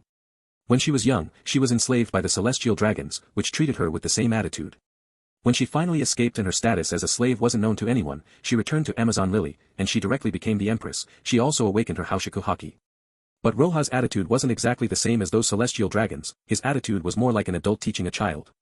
As if she was a naughty little child and Roja was her elder who is faintly scolding her. That feeling made Hancock somewhat go crazy. You bastard. Let go. Struggled for a bit, she found that she couldn't break off from his hands, her strength was inferior to Roja's, so she could only shout in his face. Roja didn't continue to hold her and directly let go, stepped back and looked at her calmly like he was watching a cute little girl. Hancock knew that she isn't his opponent, she twisted her eyebrows and jumped back. Hebiheim-sama, are you okay? A look of tension was on Hancock's eyes. The warriors couldn't see what happened but they could hear, when they were about to go up Hancock came down. Some warriors were holding their weapons with a sharp look and looked at the warship. Go away you Marines. Someone shouted and the warriors were ready to go and attack. But in the next moment, Hancock trembled as a terrifying atmosphere broke out from the warship and spread in all directions. Tread. Tread. Tread. Roja step by step stood at the edge of the warship. Everything was silent. Puff. With Roja's Haoshiku the warriors were starting to fall down with a puff sound. Puff. Puff. Puff. Like domino pieces, one by one, they all fell down. Finally, only a few people were still standing with horror all over their faces. This is Hoshoku. Haki. Not just them, even Hancock was shocked because this Hoshoku was so much stronger than hers. In the island, most of the warriors had some resistance to Hoshoku due to her using it. But, Roja's Hoshoku made most of them faint. Very few could keep their consciousness, and those who did have their foreheads full of sweat and their bodies were trembling with fear. Even her who possessed Hoshoku was affected a little. What a terrifying Hoshoku. Ain-sama. Ain-sama. That man. Hancock's two sisters' foreheads were full of cold sweat, they couldn't help but retreat beside Hancock and nervously look toward Roja who was standing at the edge of the warship. Roja stood there and retracted his Haoshiku, but the feeling was still there. Did you cause enough trouble now? Roja appreciated Hancock, whether her charm or temperament, they were perfect in his memories, the only problem is that she is too headstrong. Hancock is probably 19 years old now, just 1 year younger than him, basically, they were the same age. Hancock looked at Roja and bit her lips, she didn't know how to answer his question. This question cannot be answered, whether she says it's enough or not, she would look like a child causing trouble. How could there be a man in this world who could resist my charm? Hancock's eyes were showing her unwillingness, the fruit she ate complimented her greatly, with her charm and her fruit she could do anything, this is the first time someone was not affected. Hancock's charm will leave an impact on basically everyone, but the impact differ from one to other, for example, Akiji and the other admirals would have a very small impact that they could easily suppress. Yes, he must be suppressing himself. Hancock thought, but she couldn't believe her own idea because before when she used her Mero, Roja wasn't using haki. Wanting me to leave and cooperate with the world government and be one of the Shichibukai is absolutely impossible. Hancock took a deep breath and said coldly. Roja slightly shook his head and said, that identity is very important to you, it should allow you to shelter this island. At this time, Nyamba who was thrown away, suddenly without anyone knowing how came back and looked at Roja deeply then turned to Hancock and said. Hebiheim. What he said is right. If you refuse this time then the next time the Marine would send at least 5 warships and will be wiped up without a fight. Nyamba was very shocked when Roja used Haoshiku. With such a strong Haoshiku, how could he be a Marine? This matter made her puzzled and now this, she couldn't just ask Roja, but since he has Haoshiku he wasn't the same as those Marines. From that strong Hoshoku, Roja surely wasn't the world government dog, because those dogs won't be able to use Haoshiku. Moreover, let's not say the Marines will act, this man's power alone would wipe us all without any one of us resisting. Nyamba continued to persuade Hancock. Even if the country will be destroyed I won't agree. Hancock took a deep breath, she couldn't yield because she is the Snake Empress, she has Haoshiku, only those who don't yield will be able to use it. Because she didn't want to yield, Roja appreciated this character of hers. This is the temperament is what make kings, never yielding always standing at the top, this was Boa Hancock's grace. But originally Boa Hancock accepted the invitation, so Roja was sure to make her agree. And this is his first mission as a vice admiral, he didn't his first mission to be a failure. Okay. Roja stood at the warship looking at Hancock, he shook his head slightly and said with a smile, I am not leaving until you agree then. Well, stay there forever. Hancock saw that Roja won't attack, and she herself didn't want to face Roja anymore. She didn't hesitate and started to leave the place back to the castle while leaving Roja there. Hebiheim, you. Nyamba wanted to knock her snake stick at her, but that was impossible as Hancock is really powerful. After looking at Hancock, Nyamba sighed and looked at Roja with apprehension. That. Don't worry, I am not here to destroy the island, but to recruit her before she agrees I won't leave the island and also I need her to turn my soldier back to normal. Oh, I will go and ask her. Hearing Roja's words, Nyamba sighed in relief. Roja's tolerance is difficult to figure out, basically, everyone who has Haoshiku will only do things to their liking. So people won't care about being offended like Shanks, and some people will not be able to be even a little disrespectful toward them or they will destroy the entire island of that person. Although Nyamba didn't see what happened, it seems something happened on the warship. Roja didn't have a killing hobby. Hancock also had Haoshiku and she always does what she likes. In the Kuja castle, Hancock leaned on a soft couch, her hands gently rubbing her eyebrows, she couldn't help but bite her lips. This was the first time for her to suffer such a big loss, she couldn't fight against Roja so she could only return to the palace sulking. It is absolutely impossible, I won't agree to be a shichibukai no matter what, and I won't turn back his subordinates too. Hancock looked firm, which exuded a different kind of charm. The female guards were completely captivated. Amazon Lily prohibit men from entering to this island, but in front of her, be it man or woman, there isn't anyone who could resist her charm. Hebiheim-sama, you should have your meal. After a while the woman standing at the door was breathing hastily. She finally recovered from Hancock's charm. I don't want to eat. Hancock shook her head and the maid didn't talk anymore. Gradually, Hancock adjusted her mood, and felt hungry, so she stood up and said to the maid, get the dinner ready. She just said that she didn't want to eat and now she said she wanted to eat. Hancock was always like this, even the maid seems to be used to it. Since Hancock was the empress, there is surely a grand dining room, with a round table in the middle. Placed on that table there is everything from dessert to meat and vegetables. Many types of exquisite food were present on the table. Hancock threw the thing that just happened to the back of her head and began enjoying her meal. The maid was naturally far away and quiet so she doesn't bother Hancock. However, a sound suddenly was heard. Yeah, dinner is ready so I will help myself. Everyone in the castle looked really afraid. The figure comes in like it's his home and stood next to the table and picked up dessert from the table and put it in his mouth. The figure was, of course, Roja's. The maid saw this and their eyes were about to pop out from their socket. He looked like he's in his own room. He just entered and began to eat. They even forgot to block his way. Even Hancock looked at him stunned. She was enjoying the cake and suddenly he just took the other half and put in his mouth. This is indeed the empress's food. It tastes really good. Roja was eating while commenting on the food. He was praising her food. At the same time he was enjoying her expression. Who allowed you to come here? Hancock finally broke out. Accompanied by the murderous look, the whole table crashed, and the food was thrown all over the place. Roja held to a plate and continued to eat. What a pity, but I am almost full. Roja ignored everything while Hancock turned violent. Using Kenbunchaku Haki he avoided her attacks and finished the plate in his hands, then he clapped his hands. Bang! Thank you for your hospitality. After that Roja left the castle while waving to her. Hancock stood there and looked at Roja who disappeared. Her fists were clenched and if looks could kill, then Roja would be dead by now. Damn! Damn! Damn! Finally, Hancock vented her anger on the broken table. The maid was really scared and hid far away. For daring to be rude to Hancock, everyone hated Roja, but inexplicably they had a little admiration for him, daring to do something like this in this island. Perhaps only Roja could do it. Are men always so domineering? The maids almost didn't see any man in their lives. Hancock almost destroyed the entire dining hall. Finally, she felt tired and stopped. Since meeting Roja only half a day passed, it was like half a year, which made her feel really tired. So she went to her room to sleep. She decided to force any idea about Roja in the back of her head, otherwise, if she continued to think about him she may go crazy. But almost as Hancock took off her coat, ready to lie down on her bed, she saw that there is a silhouette on the bed. Who else could it be? Roja looked confused at Hancock then said, well, your bed is more comfortable than the one on the warship, so I will be sleeping here, look where to sleep. Roja turned around and returned to sleep. He didn't care about the black lines on Hancock's forehead or her anger that was about to erupt like a volcano. Get out of this empress bed. This roar was heard by all people on the island. Countless guards rushed to the room.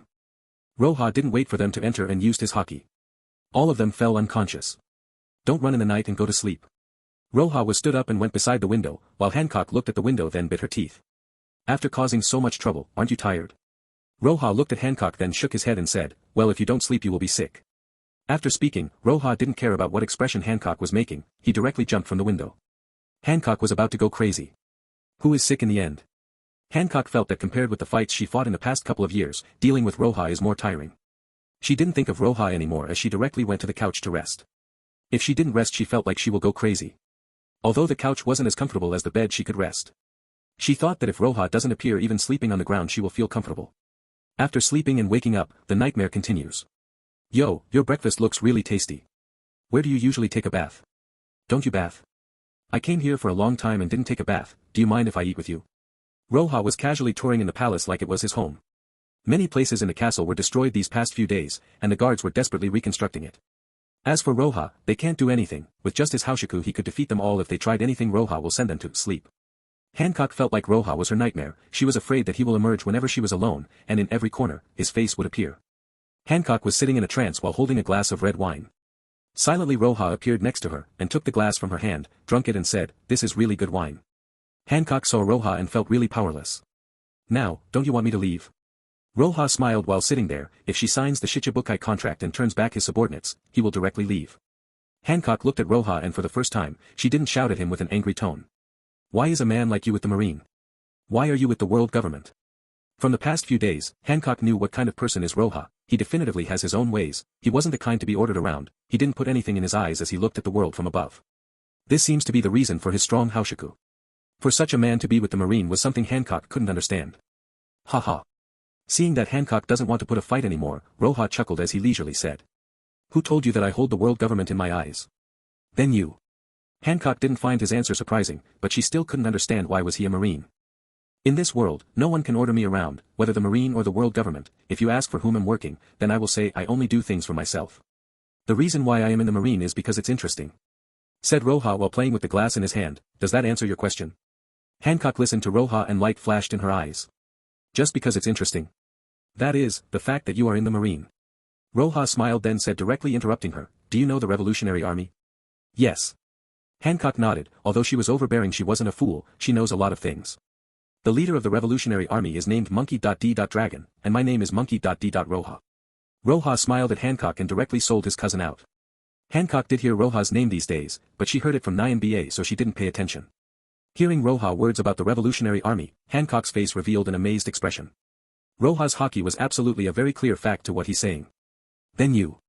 I only care now whether you sign the Shichibukai contract or not, will you? Roja smiled at Hancock and took a document out and put it in front of Hancock. Hancock looked with a complex expression at Roja, she bit her lips, then took the document and signed her name. After signing this document, the Marine won't enter the range of 3 km from the island as per the agreement. Hancock threw the document at Roja then said while standing up. Roja took the document and nodded his head, yes. Well. Hancock slightly closed her eyes, took a deep breath, then opened her eyes again, she said directly to Roja. So next I need to turn back your subordinate and you will go far, far away from the island and never come back. Gee. Roja that Hancock turned back again and was surprised, it seems the plan he executed those past few days didn't succeed. Well, usually people don't speak to me like this, talking rudely without honorifics isn't beautiful at all. Roja also stood up, he leisurely said to Hancock, then suddenly with lightning speed he reached his hand and squeezed Hancock's little face. Hancock couldn't react and was stunned in her place. When she was about to react, Roja had already disappeared. Fortunately the past few days, Hancock was almost used to his behavior, she sighed and looked at the direction he left in with a complex feeling. The warship slowly left the island. All the Marines on the warship were turned back to normal. If he was completely impatient with Hancock then this would have been impossible.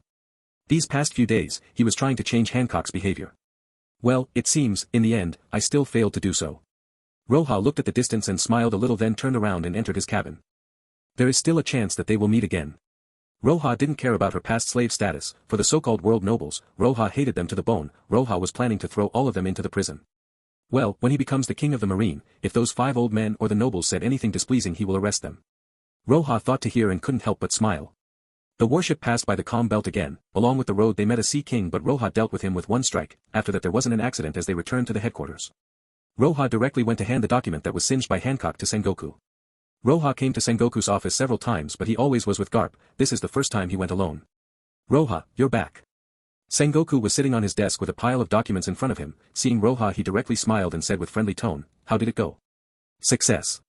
Roja took the document and put it on the desk, Sengoku took the document and looked at it, then he laughed and said, that woman is very strong, and it said that her character is very bad, when it was suggested for recruitment into the Shichibukai, I thought it would be really difficult. Roja listened to Sengoku's words and couldn't help but feel that the past few days was a holiday for him. Of course, Roja won't say that. It wasn't that hard. Roja nodded his head with a look of, I don't care. Seeing this Sengoku enjoyed Roja's expression, he thought that if it took him so long then it must have been hard and still he looks like he didn't care. Well because it's a special task, when completed you will receive 10,000 points. While saying this Sengoku put the document in a bag beside him. Hancock's reward didn't reach 100 million berry yet, but the 10,000 points weren't related to her bounty, it was related to the danger that person put to the world government. How much points do I have now? Roja didn't ask Sengoku but was talking to himself. Probably I have more than 80.000 points. Roja didn't calculate accurately, now he could simply capture pirates with 300 million bounties easily. So reaching 200,000 points is easy, all he needs now is to get more powerful than an admiral. Thinking to hear Roja said, if there is nothing else I will go back. Roja looked at Sengoku, nodded and turned away to leave. Do not worry. Sengoku looked at Roja leaving, he said then nodded at Roja, you may have to return to Amazon Lily again. After the Shichibukai are selected, we need to hold a meeting with them, and we expect them not to obey that, so we will have to use video calls for that. At that time you will have to deliver the camera Den Mushi to Amazon Lily. Understood. Roja nodded his head, with them just being recruited, there is no way they will obediently come for a meeting the only way is using calls. The strength of the Shichibukai isn't weak. For example Doflamingo, he can't be compared to the 3 admirals but he isn't that much weaker, in a one-on-one he will give them some trouble beating him, of course, beating and killing are different. Not to mention Mihawk, the world's strongest swordsman. Even Roja can't accurately judge that person power, but he at least has a power comparable to the admiral's, or else the so-called world's strongest swordsman is just words. If those people come to the same place for a meeting, with the combined effort of the 3 admirals and Sengoku, they could suppress them, but they won't be able to hold a peaceful meeting. Also, if the world government did this to suppress those 7, that would be really stupid. Even if they suppress those 7, another 8 will emerge, the Yonko are still there and pirates won't end. Those things flashed in Roja's mind, then he shook his head and left Sengoku's office. Roja rarely considers the balance in this world, but it doesn't mean he doesn't understand. It's easy to understand, but he is just too lazy. If it wasn't because he appreciated Hancock, then he wouldn't go the next time. After leaving the office, Roja directly went to his home. He rested up for a day, then started the boring practice again. He didn't know why before he could endure the boring practice with no feeling at all, but now he often felt impatient, and in his mind, a figure always flashes. His memories of the days he passed in Amazon Lily always pass in his mind. Roja didn't hate such feeling. When he saw Hancock for the first time, he really appreciated her. She was more perfect than he imagined before. Because she was so rude at first, Roja used a not so hard not so soft method for the few days he stayed there. After a few days he accepted to sign the deal. Occasionally there is some intimate contact. He recalled that fragrance, that beautiful face, and the white skin. Roja's expression didn't change, but in his heart, he was really excited. He wasn't a saint, it's only that his soul is stronger than others. He can control his emotions better. He wasn't devoid of emotions. At the same time, on the island, Hancock was also remembering the past few days. She was the same as she really couldn't forget about him. After a few days of his departure, when she eats, she would always look at the corner, but that person wasn't there. Her memory started to get hazy by time, but Roja's figure and Roja's look, she couldn't forget them. She didn't know Roja temperament clearly. Would he take the trouble and dismiss an order from the world government? The more she thought, the more she didn't want to meet Roja again. They were different, whether their thinking or their behavior. A month later. Finally, the Shichibukai were recruited. It seems that they didn't change. Even Doflamingo was one of them. Bartholomew Kuma. Dracula Mihawk. Boa Hancock. Don Quixote Doflamingo. Jinbe. Gecko Mariah. Crocodile. A total of 7 people, each one of them is famous in the Grand Line. When they signed the documents and became Shichibukai, the world was shocked. And a few days later Roja was in his warship going back to Amazon Lily. He will once again meet Hancock. Roja stood on the deck with a flat face, but in his heart there is a strange feeling. Vice Admiral Roja. Roja heard the officer's voice coming from the side, which disturbed his thought. We won't be able to go after reaching the 3 km distance. Well, it's only 3 km. Roja nodded at the officer. The officer issued an order so that the warship slow down, the stop. Today Roja used his Haushiku whenever he met with a sea king, so either they faint or surrender. But the strange thing, the ships of the guards didn't react, and there wasn't any movement on the island. What is going on? Roja looked at the distance. There is no movement at all on the island. Roja couldn't help but frown. Although the warship didn't dock by the shore of the island, it is only 3 km in an open sea. If you can't see, then you are blind. There is something wrong. Seeing that there was no movement at all on the island, Roja issued an order. I will go to the island. Don't move from here, wait for my return. I will let a few Sea King guard the warship and I will go on one, so don't worry. After that, Roja didn't wait for them to reply. He suddenly jumped on the back of one of the Sea Kings. Roja fell on one of the Sea King's back. The Sea King knew Roja's intention and immediately carried Roja toward the island. The rest of the Sea Kings didn't move. They stayed beside the warship like guardians on duty. On the island, many soldiers were nervous and vigilant. They looked at the warship and wanted to report to Hancock, but they couldn't. The Kuja castle was now blocked. No one was allowed to enter. A leader like a woman looked at the warriors and said, Hebiheim-sama is taking a bath. Don't let any one of those marines get close. In the island, all the warriors believe that Hancock and her 2 sisters have been cursed. Their backs shouldn't be shown to anyone or they will turn to stone.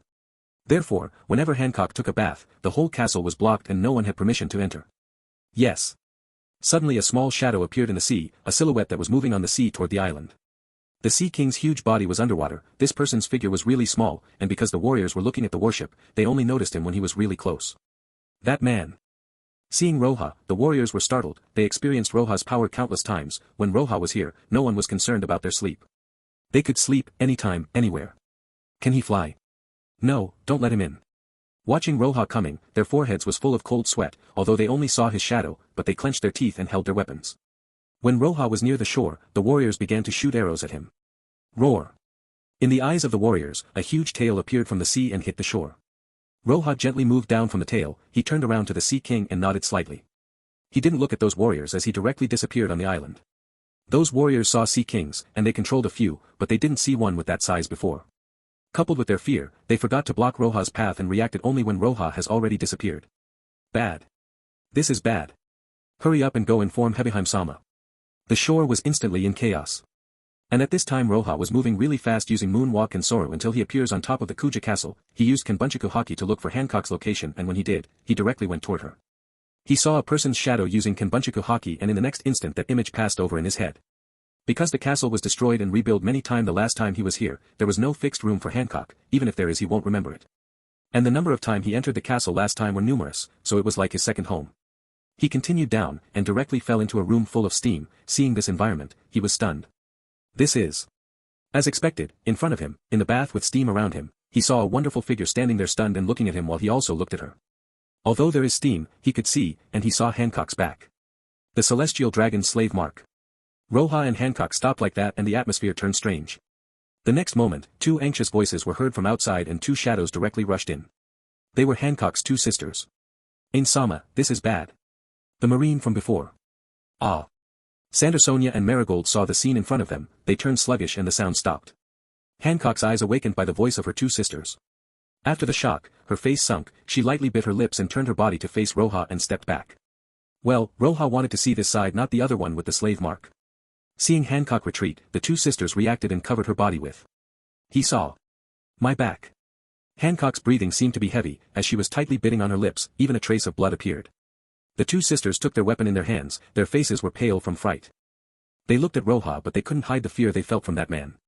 In front of Roja, they won't be able to lift their weapon if he wanted. If I. In front of the three pale sisters, Roja was standing there and he seemingly recovered. He looked toward Hancock helplessly as he said. If I say that I didn't see a thing, would you believe me? Hancock. Sandersonia. Marigold. Perhaps because they knew that they can't defeat Roja, Hancock was desperate. She bit her lips and said to Roja, you should already know what that marks mean.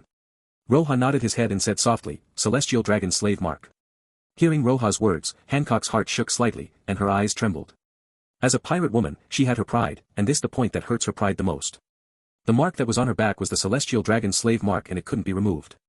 Even if it was cut off it will regrow on with her flesh. That symbol will eternally represent her slave status. Hancock and her two sisters hid this truth with the curse lie. No forces would dare protect a slave of the Celestial Dragons. And if the Celestial Dragons didn't care about her, then it's better, otherwise only the Yonko would be able to protect her. And with her pride, she didn't want to seek protection. Then now you. Hancock never exposed such a fragile look before, even when she was captured by slave dealers she wasn't as fragile and anxious as she was now. Roja looked at Hancock and saw her nervousness, he shook his head and said, I said before, compared to that mark. I like the front view more. Roja didn't have any feelings of disgust when he saw the mark. He had the idea of taking responsibility for what he saw. Hearing Roja's words, Hancock was stunned. I understand. Looking at the stunned Hancock, Roja shook his head and said, rest assured, no matter the origin of that mark, I will not use it to control you, and I will not say a word about it. Suddenly the tension in the two sisters' heart disappeared as they took a long breath. With that powerful Haushaku and such tolerance, it was likely impossible for Roja to lie about such matters. Hancock's heart lightened. If Roja wanted to do anything, no one here could stop him, and if the secret leaked out then she couldn't imagine what would happen. Meeting such a man, I really don't know if this is fortunate or unfortunate for you, Hebeheim. Nyanba held her stick and step by step appeared inside the bath. Where did you come from? Hancock heard Nyanba's words and directly turned around while restoring her empress image, then shouted at her. Nyanba didn't pay attention to Hancock, she went toward Roja and said, for willing to keep this a secret, I thank you in Hebeheim and her two sisters' stead. Hancock looked at Nyanba and barely suppressed her urge to throw her out, she breathed a sigh of relief with her head down. Don't mention it. Roja looked at Nyanba, then he said again. If there's nothing else, I will go first, you wear some clothes and we'll see you in a while. He looked at Hancock and said with a smile, yes, just another thing if you want me to take responsibility, it's not impossible for me to do so. After he came in contact with her last time, regardless of her temperament she was an unparalleled female emperor after all. And for her status as a slave with a little bit of privilege, he would be able to remove it. As long as he reaches the 5th stage and uses Yamamoto's Shirkai, it won't take much effort. After that, Roja directly turned away and left. Take responsibility. Hancock looked at Roja's back, her eyes flashed with complex light. When Roja learned about her slave status, she didn't know how to face him anymore, it would be impossible for her to have her previous arrogance. 3 km away from the island, the warship was quietly docked there. Suddenly 2 boats slowly came over in front of the warship. Roja informed them that he would return with Hancock over the Den Mushi. Whiz. Roja jumped from the boat and fell on the warship. After him Hancock also jumped from the giant snake's head into the warship gently. This time Hancock didn't turn those soldiers to stone, but she was moving arrogantly with Roja. Only when her eyes fell on Roja would her arrogance face a little bit. With Roja leading the way, the two entered the cabin. This was Roja's office. Roja's image changed, he wasn't the vice admiral anymore as he went to his desk after stretching out a little. It's almost time. Okay. Hancock nodded and didn't sit down, she quietly stood there. After the series of events, Hancock still didn't reach 100 points in Roja's view, but he still gave her 70 points. Hancock didn't treat Roja with that cold arrogance anymore. Moreover, Roja knew about the secret she wanted to hide the most, so in front of him, she simply couldn't put the arrogance from before. At Roja's desk, there was a lot of video den mushi. Roja picked one and after a bit, a picture was projected onto the wall of the room. The projection was from the conference room in Mariewa. Some government officials, as well as the Crane and of course Sengoku, were there. Well, if it isn't Roja, it seems like it went smoothly without any accident on your side. The video den mushi connected, Sengoku saw Roja and Hancock behind him, then smiled at Roja. Sengoku's words made Roja feel weird. Accident. When Sengoku mentioned this, Roja couldn't help but think about what really happened. He turned to look at Hancock and found her looking at him. Hancock's face didn't have any anger or shame when she looked at him, there is just some kind of inexplicable feeling from her eyes, then she just turned back to look at the video on the wall. Seeing this, Roja shrugged and looked at Sengoku again, then he said, "So, when will it start?" Immediately. When Sengoku looked at Roja and Hancock, he didn't notice a thing. By his side, the Crane had a deep look in her eyes like she saw through everything. Watching Roja and Hancock, she revealed a thoughtful expression. Quickly, each video den mushi was activated, a picture started to appear one after the other. The first one was in a spacious room, it seemed to be in the warship but it wasn't an office, it seemed to be the main hall. In that hall, two officers were dueling. They were dueling while panic is apparent in their faces, it was as if they couldn't control their bodies. Don't cut me. You too. Looking at this, Sengoku and the world government officers' faces turned ugly, this scene fell in the eyes of Roja. Roja clearly knew what was going on, it is Doflamingo who is controlling them. Are you ready for another beating?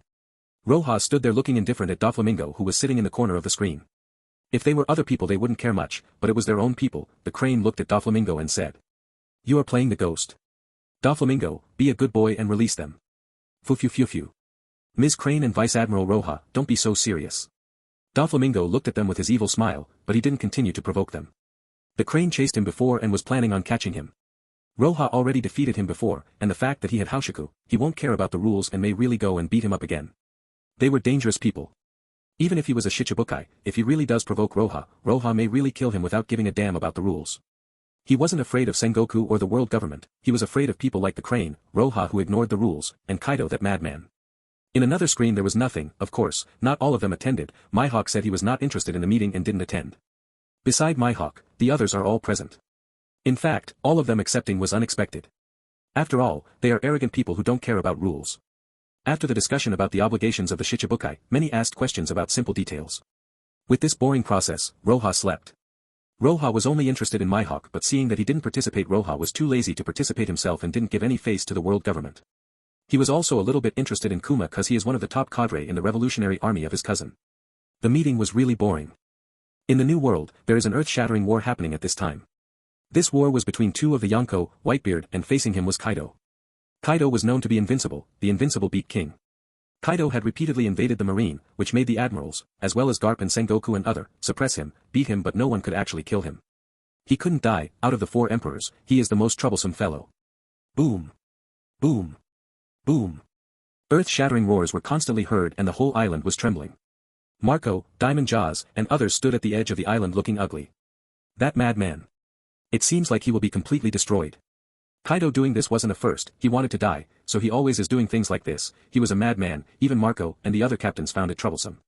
Boom. Suddenly the earth cracked into pieces, and in the corner of his mouth there was a trace of blood, but his face revealed a mad and creepy look of excitement. Come again. In this world, the ones who could hurt him are numbered, after all, he jumped from the Sky Island and was unscathed. Whitebeard was one of the few who could hurt him. Even the injuries that were caused by Whitebeard were not fatal, it's not that his defenses are powerful, it's his regeneration ability that was abnormal, even if he is seriously injured after a moment he would be already recovered. Whitebeard looked at him and once again rushed toward him, he clenched his teeth, using haki, he threw a strong punch. Boom. Kaido was thrown away but, the next moment he got up and continued. The whole island was roaring. 1 hour. 2 hours. 3 hours. The duel between the two has already spread throughout the world, Sengoku frowned and even those 5 old guys found it extremely troublesome. Kaido madness really causes a headache. The battle between Kaido and Whitebeard lasted 3 days and 3 nights, and the conclusion was the defeat of Kaido. Kaido still maintained his title as the Immortal, despite losing against Whitebeard, he didn't die and the people under Whitebeard didn't bother to stop him. Stopping him was useless and maybe they would die, he already challenged Whitebeard countless times. Even the marine are unable to kill him. As Kaido left and the battle ended, the world government was released. When the Yonko fight against each other the world government won't interfere, they would be happy about the fight but they will still monitor and see what happened. But just after a few days of the battle, Kaido Pirate went to Shanks Pirates for a battle. That news made the entire world fall into turmoil. The Marine wanted to prevent that from happening, and even the Whitebeard and Big Mom were monitoring to prevent anything unexpected from happening. Sengoku dispatched the Marine from the headquarters, even Kizaru went with them. And within those Marine, Roja was also dispatched. Note, the author directly ended the meeting without saying a word about what happened after between Hancock and Roja. That's too bad. In the tallest cabin in a large warship, Roja was sitting on his desk and observed a simple map of the new world. The map was divided into the place that the each Yonko influenced. Kaido influence is really small. Roja was familiar with the original story, he understood the situation under the Yonko, but the specifics weren't mentioned in this detail, so he carefully memorized the map. The influence of the Yonko was really complex, and there are some places that were neutral too. But those areas maybe were under the control of the Yonko secretly, so the Marine couldn't act easily. They only needed to monitor the pirates under Kaido and observe their movement. I don't know how the fight between Kaido and Shanks would go. Roja looked at the map, then sit back on his chair and put his legs on the table. This time, the task didn't involve any fights, and Hancock wasn't called to battle too. Roja still felt itchy for a fight. He wanted to catch some pirates with 500 million's bounty. Roja's physical strength almost reached a bottleneck, his 2 types of haki improved, but he still couldn't break through his limit. As for swordplay, he is still trying to master the 13th compression. As for the soul sword, there is still not much improvement as the energy still didn't reach the point needed for the next upgrade. Still, he was stronger than the time he fought against Doflamingo, as the power of his flames grew stronger after reaching the 4th stage. Roja found that every time he upgrades his soul sword, the flame would grow stronger, and the improvement wasn't anything like before reaching the 4th stage. Since Roja got Getsuga Tenshō, he's used his flame's ability only to affect his enemies. But, Getsuga Tenshō and Senbonzakura's power are the types of power that are fixed. They were different compared to the flames that continued to grow. If Getsuga Tenshō increased the strength of his Tobu Zangiki by 3 folds, then the flames could increase the strength of his strike more as his sword soul gets stronger. It will gradually grow from 2 folds to 5 to 10. After reaching the 4th stage, his flame's power overshadowed Getsuga Tenshō's power and also overshadowed Senbonzakura. When he reached the 5th stage, he would be able to unleash the Shirkai, which would make his strength soar. After thinking of all this, Roja looked at the window boringly to enjoy the calm sea. The task of monitoring is really boring. Suddenly, a rear admiral rushed to Roja's room and reported. Vice Admiral Roja, we found the beast pirates ship.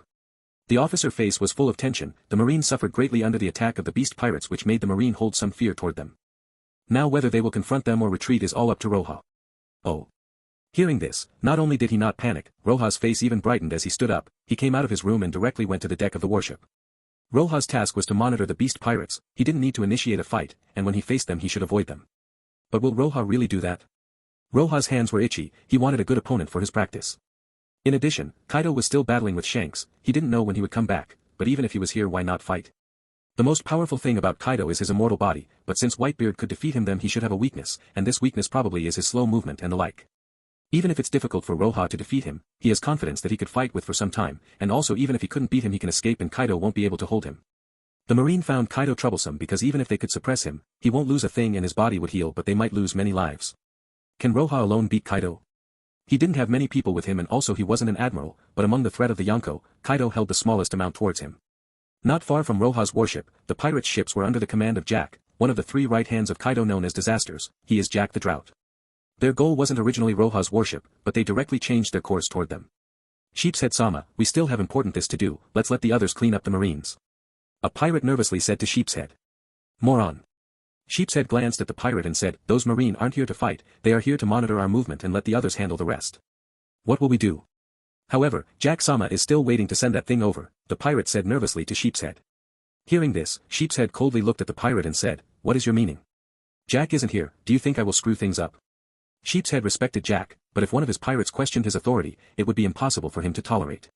Sheepshead was angry. The pirate didn't dare to speak anymore as he revealed a touch of heartlessness. He couldn't only turn to the warship in the distance and exposing a ruthless look. Since it's already decided, then he will first dispose of the warship, then go back to what had to do. The warships that appeared in front of the beast's pirates the past few years were completely exterminated. Start firing. After getting in their fire range, the beast pirates were first to open fires. A large number of cannonballs flew toward the warship. Roja saw that the enemy opened fire. He didn't rush like always but instructed the soldiers to also open fire. The cannonballs didn't reach the ship as the of them were stopped. After all, this was the New World, not the West Blue. All the officers were stronger, even a captain from here was stronger than a rear admiral from the West Blue. This is really better. This time, Roja didn't stop the Marines under him from fighting. In the past, he was always fighting alone, as they weren't strong enough. Boom. Boom. Boom. As the ships were getting nearer and nearer, the shells were getting harder and harder to block. Roja just drew his sword randomly. Wouch. Which. Under Hiru's strikes, the 7 to 8 cannonballs stopped in mid-air then split in two. After stopping those shells, Roja looked at the pirate ship in the distance and waved his sword. Getsuga Tenshō. Today, Getsuga Tenshō was almost like a normal attack for Roja. The strike was huge, the same size of the warship as it flew toward the pirate ship. The huge sword energy split the sea apart and made a terrifying deep gully. What? Sheepshead, who was on the deck of his ship, saw the strike coming toward him and was surprised. Apparently he didn't expect to encounter a master on that warship. Seeing this strike, he knew that the one who unleashed it wasn't an ordinary marine. However, Sheepshead had to react or else his ship would be split by the huge strike, so he could only try and block that attack. OM. The next moment, Sheephead 2 arms deformed and were turned into sheep horns. Those horns suddenly turned black with a metallic luster as he rushed towards Roja's strike. Sheepshead-sama. The other pirates saw the strike and were terrified, and were more horrified when Sheepshead went to block the strike head-on. Sheepshead bit his teeth tightly and used his 2 hands to try and force the strike away. Clang. The friction between Sheepshead hands and Roja's strike produced sparks and a numbing sound. The power of that sword strike was beyond Sheepshead imagination. Even though he is someone under Jack, one of the 3 disasters in the Beast's pirate, but his strength is that of a commodore at best, facing Roja, he was already vulnerable. Boom. Even if Roja used his normal strikes, Sheepshead would still find it hard to resist their strength. Sheepshead was pushed due to the power of the strike and finally that energy exploded, then Sheepshead came out with a bloody body and flew away. At the same time, on the side of the pirate's ship, cutting marks started to appear. It directly formed a huge gap. How is it possible for Sheepshead-sama to lose? Just who was that person who attacked? The pirates looked with horror filling their faces, then they saw Roja standing on the deck of the warship with his sword in hand. Some people didn't know him, some people found him a bit familiar and for some time they couldn't be sure of who he is. Still, some recognized him and suddenly their pupil shrunk. He is Ghost Sword Roja. Ghost Sword Roja, the name is so familiar, wasn't he the one who defeated Doflamingo? Most pirates and mostly Beast's pirates don't pay attention to the names of normal marine officers, they know the admirals and vice-admirals but not below that. After all, it is almost impossible to know all of them. And although Roja wasn't a vice-admiral when he defeated Doflamingo, he was an exception. Not only is he special but he is also Garp's nephew who defeated Doflamingo. This is bad. Really bad. Recognizing Roja's identity made all the Beast's pirates' faces sink. They were scolding their boss in their hearts, then they thought that if Jack was here Roja won't be able to do a thing. But Jack wasn't here. If they want to defend against Roja's attacks it will be hard. Damn it. Retreat. Sheepshead was covered by blood but fortunately for him, Roja's attack wasn't focused on him as it hit the ship and some other pirates in its way, so he wasn't seriously injured. Even so, taking that one attack made him realize that he isn't Roja's opponent. He started regretting his carelessness. Who could guess that this random warship had the ghost sword Roja on it? If he was near the territory of the Beast's pirates he wouldn't have anything to worry about, even so he wouldn't start a fight with Roja as his task wasn't fighting marine but transporting some goods. If something went wrong, then even if he wasn't killed by Roja then Jack would kill him. Boom. Boom. The fight between the two ships was still going until the Beast's pirate's ship seemed uninterested anymore and turned around to flee. The ship had a powerful engine. Even if it isn't something comparable to the one on the warship, they would only need to go for a little bit to reach Kaido's territory as they thought that the marine won't dare go in their boss's territory. But, they were facing Roja and they want to escape. Seeing that the pirate ship took the initiative to retreat, all the marine were stunned a little bit because this was a pirate ship under one of the Yonko. They didn't expect to see them run. Looks like they were sacred. Roja was slightly disappointed, so he directly stepped out of the warship and jumped in the air beside the pirate ship. Scatter, Senbonzakura.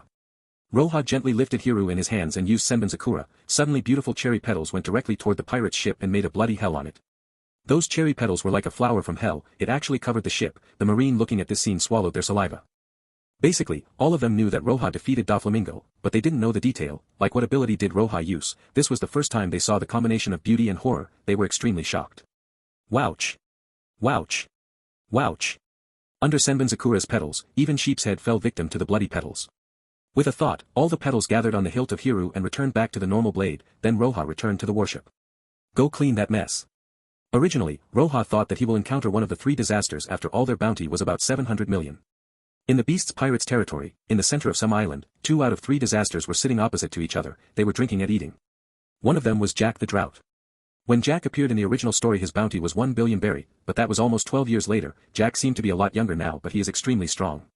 But his bounty was only 800 million. In front of Jack, there was another disaster who was talking to Jack while drinking wine. Do you know when will Kaido-sama return? No, I don't. Jack looked stiff. He seemed the type that isn't good at talking. It seems not only Jack was the drought, even his ship only knows destruction. It has an aura of death around it. Although he was badly beaten last time, he wasn't killed or caught. To some extent, he had extraordinary strength. If he was facing Sengoku and Fujitora, no one knows how long can he stay alive. While drinking wine, Jack looked the one sitting across with a hee-hee smile and said, "Hey, we just found a rare devil fruit. Kaido-sama will be happy when he comes back. They are about to arrive now." At this time, a pirate comes from a distance with a panic-stricken face. Jack-sama. Not good, the ship you sent out met the marine and now all the people on it were annihilated. The pirate said with cold sweat on his forehead and a trembling voice. Hearing those words, the two disasters were stunned for a moment, and then their faces changed. What did you say? Jack angrily got up, he grabbed the pirate by his neck and carried him up, revealing a terrifying look, his eyes were blood red. That pirate who was grabbed by Jack struggled but still couldn't get out of Jack's grasp, soon white foam come out from his mouth and his eyes turned white. Jack. At this time the other disaster with a gloomy look said, that marine should be still in the vicinity, if we chase after him now we may catch up to them. Jack who was still terrifyingly angry threw the pirate in his hand aside and said. I'll make the trip. Jack's voice was full of killing intent, he didn't know who was the one that attacked but he dared to attack his ship and took away his important things. He ignored Jack the Drought. At the same time, the other disaster nodded, he sat down again, this was Jack's problem and it's natural for him to deal with it. He wore an unpleasant expression on his face, if it was only the ship that got destroyed and the men on it, then it wasn't a problem. But on that ship there was a really rare ancient species Zoan devil fruit, it's a saber-toothed tiger fruit, if nothing unexpected happened, then Kaido will be really happy to receive this fruit, but now it was robbed halfway. No matter who was that marine, he must recover that fruit. Outskirts of the beast's pirates' territory, Roja was on the warship, the marines just finished their jobs, they captured the pirates who were alive and put them in the prison. Among the many goods on the ship, they found something very special, it was packed in a delicate little box, it was impressively a devil fruit. Zoan devil fruit. Roja looked at the devil fruit and judged by its appearance, so he directly lost interest. Roja was the least interested in the Zoan fruits, he was only interested in the Logia or rare types of paramecia fruits. As for the ancient Zoan fruit or normal ones he wasn't interested in them. He put the fruit back and put it aside, but as long as it is a devil fruit, it has some value, it could make him a few thousand military points. Roja left his room and returned to the deck again, he casually asked an officer to see if they finished cleaning off that ship, as they told him that they had finished, he ordered them to leave this place. Their task wasn't fighting and since they already encountered the beast's pirates, there was no need to stay here anymore. But just as the warship was about to move, a large pirate's ship appeared. This pirate's ship flag was the Mammoth. This ship was really fast, it seemed faster than the Marine's warship. They quickly arrived. Roja saw the Mammoth ship moving toward them, his face didn't reveal any panic or fear, but rather a look of excitement appeared instead. Now he was disappointed that the fight ended really fast, this time he can practice and have a good fight. The last fight couldn't make Roja excited, but after the appearance of the Mammoth pirate's ship Roja seemed like a beast looking at his prey. On one hand, Roja finds fights to be very exciting and passionate, and on the other, fights can quickly fill up the energy needed for the upgrade, faster than any practice. Nowadays, Roja's was improving real slow by practicing. Increasing his spiritual force take more priority, for now, after reaching the 4th stage, reaching the 5th stage was no longer out of his reach, which made Roja more desperate in increasing his powers. The Mammoth was moved very fast before even Roja's warship started moving. The Mammoth had already reached their range. Boom. Boom. Boom. Roja's marines on the warship weren't caught by surprise, they opened fire directly. The Mammoth also opened fire and the firing power was comparable to a marine warship, not like some ordinary pirate ships. Let's go. Jack was standing on the deck on the Mammoth, his eyes were bloodshot while looking at the warship. Hi, yes. Immediately the pirate said to Jack, the one of them thought then looked at Jack carefully and said, Jack-sama. I just heard that Ghost Sword Roja is on that ship. Never heard of him. Jack said with a boringly, he simply didn't know Roja's name. The 3 disaster strength was really something but the problem was with their brains. Then he looked at the pirate beside him and said, what is that Ghost Sword Roja is considered? Jack-sama, he is famous in the New World as the one who defeated Doflamingo. Jack looked coldly at the approaching, he ignored the cannonballs and reached his back with his hands, he took 2 sickle-like weapons then a furious Haushaku was released in all direction. As the 2 ships approached each other, each person on the deck was visible on the other. Roja stood on the deck with his coat fluttering with the wind, when he saw Jack on the deck of the other ship his eyes flashed. Beasts pirates, one of the 3 disasters, Jack the Drought. Jack was holding 2 sickles in his hands, his eyes were bloodshot, he looked at Roja and said slowly. Where is the devil fruit? Roja heard this and his eyes flashed with astonishment, since he asked about a devil fruit it just means that the devil fruit that he just received is actually not a normal Zoan fruit. Jack came personally for this devil fruit which means that it was either a rare Zoan or an ancient one.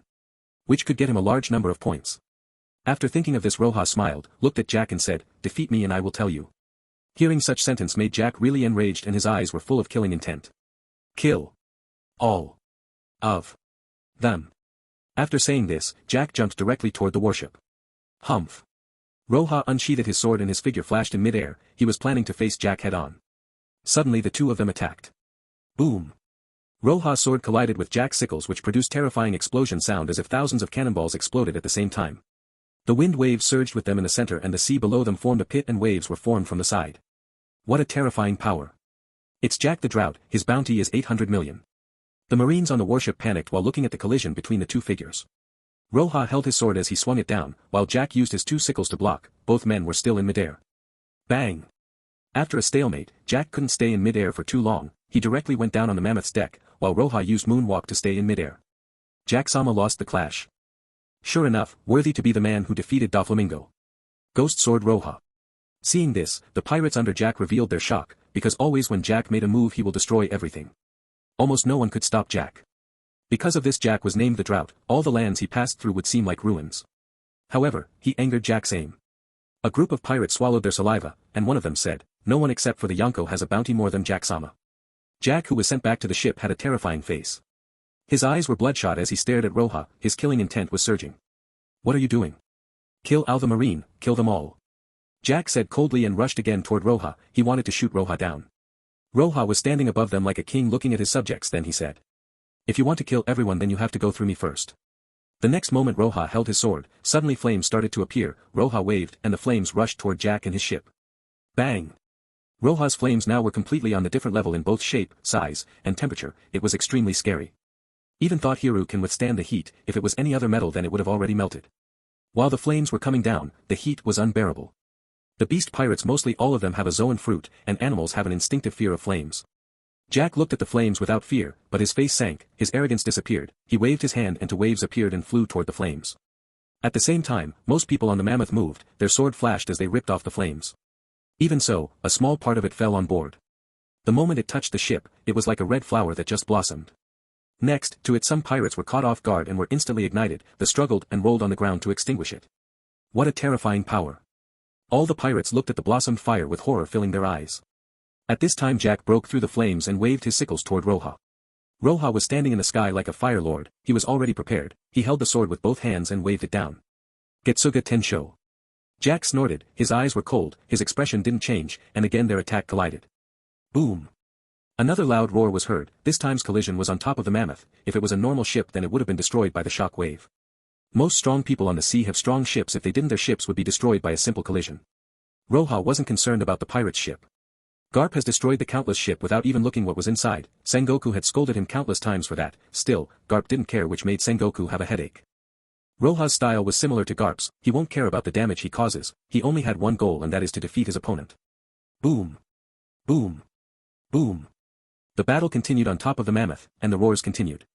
The whole ship felt like it will crumble at any second. Still no one dared to intervene. Jack's fruit was an ancient zoan fruit, the mammoth fruit, which had a rough skin and a powerful physical strength that could even resist Roja's Getsuga Tenshō. His only disadvantage is the lack of flexibility. Jack's Busashoku seems to be really strong, but his Kenbunchaku haki was normal. It is inferior to Roja's. In this battle, Roja's attack was blocked by Jack. On the other hand, Jack's attack was avoided by Roja. More importantly, in such environment, Roja's flexibility gave him an absolute advantage. He could suppress Jack and his pirates alone. Some pirates jumped into the warship and engaged with the officers under Roja. They weren't any inferior to those pirates, so Roja wasn't worried at all. In the past, whenever Roja used his Haushaku, the majority of people will faint and a few could resist that. But Jack was strong. He didn't care about it and chased after Roja. Kacha.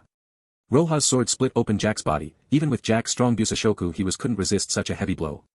Now the mammoth was burning and Jack was slightly injured. If the ship wasn't this hard it would have already been in pieces. What a thick skin. From Roja's flames continued to emerge from his sword and bombarded Jack. Even so, Jack wasn't hurt in the slightest. Even if he was hurt, he would instantly recover. Jack's attack was much weaker than Doflamingo's, but his defense was on a whole different level. He was like a smaller version of Kaido. Bastard. Jack continued to attack Roja, but he couldn't really touch him, which is why he was angered. Jack was suppressed many times in his years as a pirate, but he always emerges as the victorious. Because no one could win a war of stamina against him. As long as his defenses are still up, then nothing can really affect him. He can fight for a few days and nights without getting tired. So even Roja was suppressing him now. Jack wasn't discouraged at all. His face was gloomy, but he didn't speak. Even Jack-sama is being suppressed. Ghost Sword Roja is really not a normal guy, but if he's only this strong then there is no way for him to win against Jack-sama. The pirates under Jack know him the best, so despite what was happening, they weren't discouraged at all and continued to fight. As long as Roja's physical strength declines, it will be the time for Jack to win. Boom. Roja again attacked Jack, and the latter was again unharmed and rushed toward Roja again. This battle made Roja really happy, as he estimated that the energy was constantly increasing. Again. Roja was excited as he shouted at Jack. Due to the difference between Jack and Doflamingo, Roja couldn't really know who was stronger. Roja's physical and spiritual strength were constantly depleting, but the power of his attack wasn't decreasing, but increasing instead. Your attacks won't work on me. Jack felt that Roja was improving at a fast rate. Compared to Doflamingo, he was the boring type. He seldom spoke in this fight, but he finally did now. His tone was low, he totally ignored Roja. In his eyes it seems like the outcome of the fight was long in his hands. Really? Hearing his word, Roja said while aware that his strength was depleting, then continued, do you really think I can't beat you? You can try. Jack replied while he once again attacked. Roja avoided Jack's attack, he leaped backward then stood still. In the next moment, Roja turned his sword down and dropped it, as if a pool of water. The sword was swallowed completely and disappeared into thin air, only ripples remained. Bankai, Senbonzakura Kageyoshi. Accompanied by this voice that sounded from the soul, countless sword emerged from the ground and turned into cherry petals. What is this? Many pirates looked surprised, but when they looked they felt that they weren't just petals, they were swords. Flying blades. Wouch! Wouch! Wouch! In the next moment, blood splashed everywhere. Under Roja's strong Kanbunchaku, he used the Bankai perfectly. Almost in a second, the cherry petals swept the ship and killed all the pirates there, then they directly went beside Roja. Senbonzakura Kageyoshi, White Sword Emperor. Spiritual power was being transferred to Senbonzakura Kageyoshi at an alarming rate. Hundreds of millions of cherry petals formed a sword, while Roja seemed to have wings as the petals were moving toward that sword from both sides. This is your strongest skill. Jack stood on the damaged deck, looking at this scene with a dull face. The atmosphere around his body changed, he seemed to turn into a huge mountain. He wrapped his whole body with Busashoku, which made him have the luster of iron when the sunlight shone on his body. The marine forces on the warship looked at Roja and Jack. They knew that this will be the final attack and were very nervous. Whoosh! The next moment, as if the wing behind Roja's back moved, the hundreds of millions of cherry petals that formed the sword in his hand fell fiercely on Jack. Eat this! Jack held his weapon and also rushed with a roar, and finally, the sword hit Jack. OM. When Roja's sword fell on Jack, it seemed as if thousands of rays had come together which made the world seem dim. Suddenly the tense atmosphere disappeared and the world turned back to normal. Boom! Finally, in the silent world, the earth-shattering roar finally exploded, which was accompanied by huge waves in all directions. In mid-air, Roja held onto the sword made of cherry petals which were being stripped and moving forward like crazy. Jack read and wanted to resist the impact with his strength, but he was finally crushed under the countless petals and Roja's powers. Bang! Jack, one of the three disasters, was attacked by Roja's sword and was shot down from the sky and crashed into the ship. Bang! With the power that Jack fell with into the ship, it finally made a kacha sound. This ship that was more powerful than steel couldn't take any more hit and finally broke down. Kacha. The ship, which was already broken, finally exploded and broke in half from the middle. Water went into it like crazy and a large pit was formed in the sea. Finally, the mammoth was swallowed. Beasts Pirates, one of the three disasters, Jack the Drought, was defeated and fell into the sea.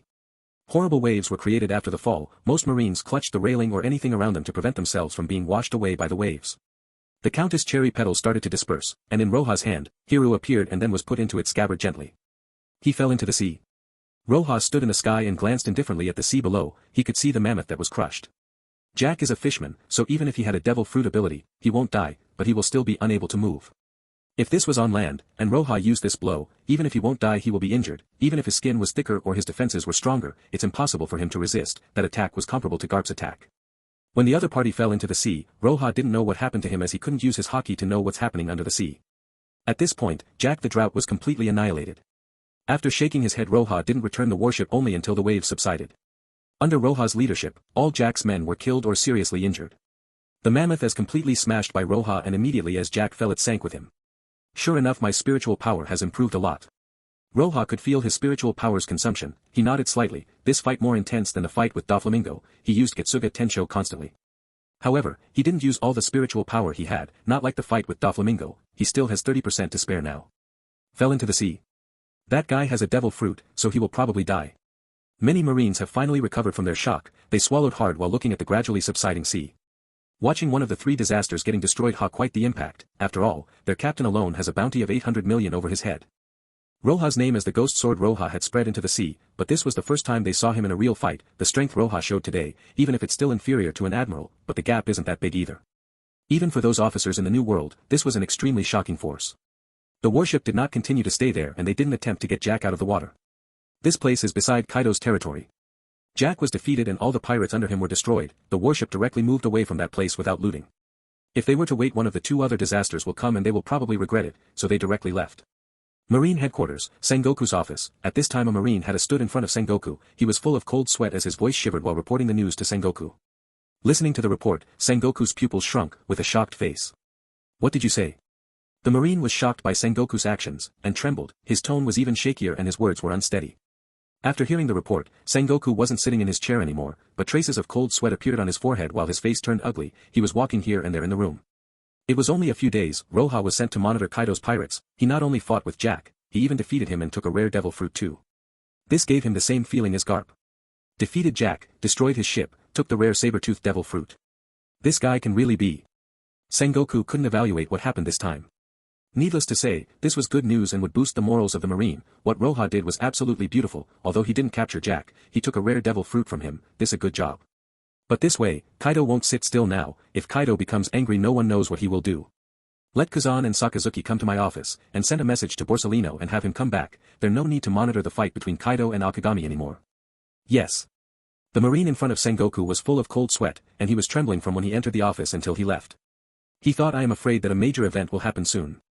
New World, Kaido and Shanks' battle continue, the fight continued for more than 7 days already. People in this world really have too much stamina.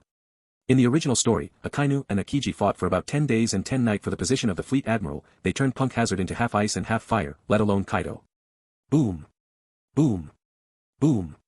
Constant roaring sounded from the island. After every roar, a horrifying shock wave will be produced. They are monsters. 5 warships were parked not too far away from the island, on one of them Kizaru was present, he looked at the distance while curling one lip. He arrived about 5 days after the beginning of the fight, he was watching for 2 days and 2 nights now.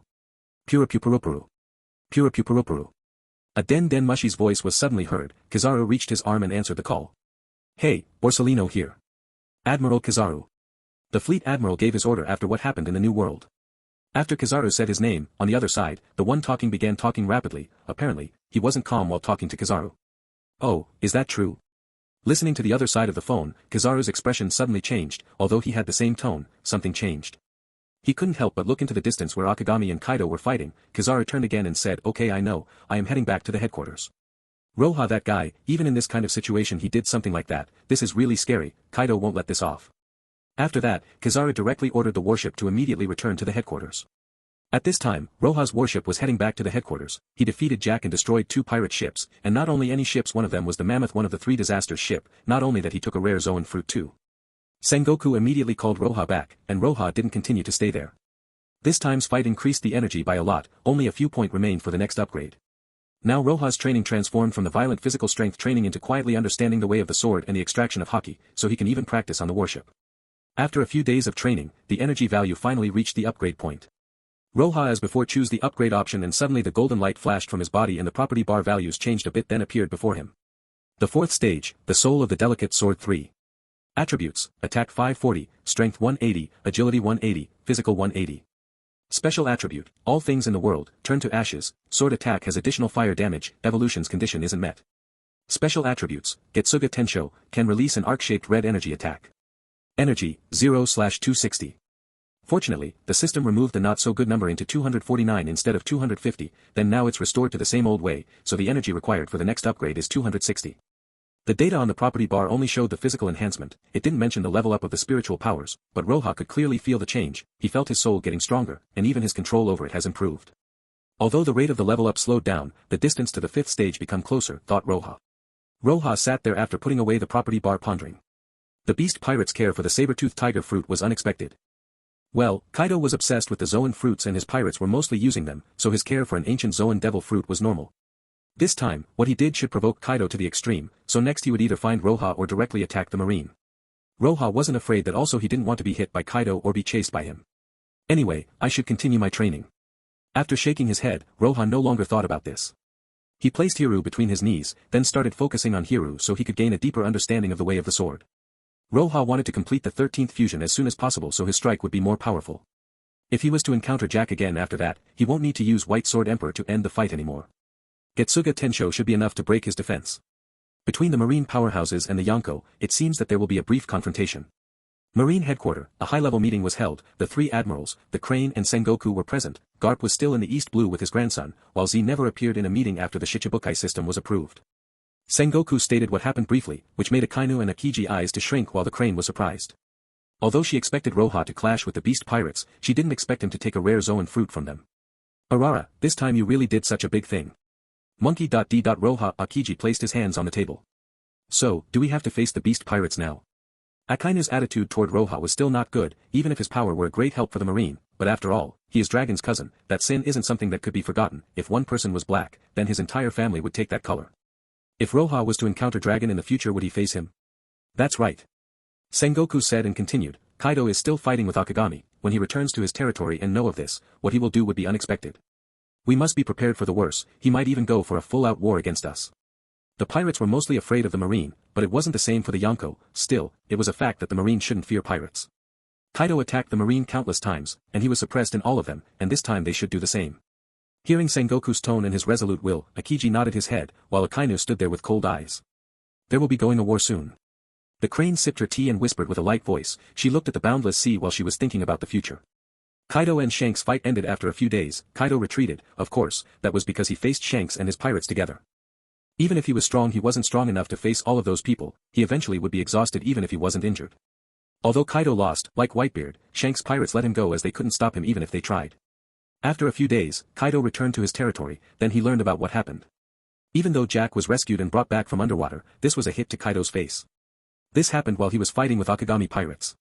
So now, Kaido was angry. With such a thing happening, would he just swallow that? If so, he wouldn't be called the immortal who was feared by all. With a king's anger the sea will turn red, and with an emperor's everything will be destroyed. At this time, even if the marine were to hand over his saber-toothed tiger fruit, I won't be that easy. Now it's not about the fruit anymore. It seems that after such a long time, the marines had forgotten the horror of facing Kaido. Kaido stood and roared beside his subordinates, and all of them were trembling. Even though everything happened was Roja's doing, Kaido didn't look at it like that. He only knew that everything was the marines' doing. In that case, they should be prepared for a full-out war.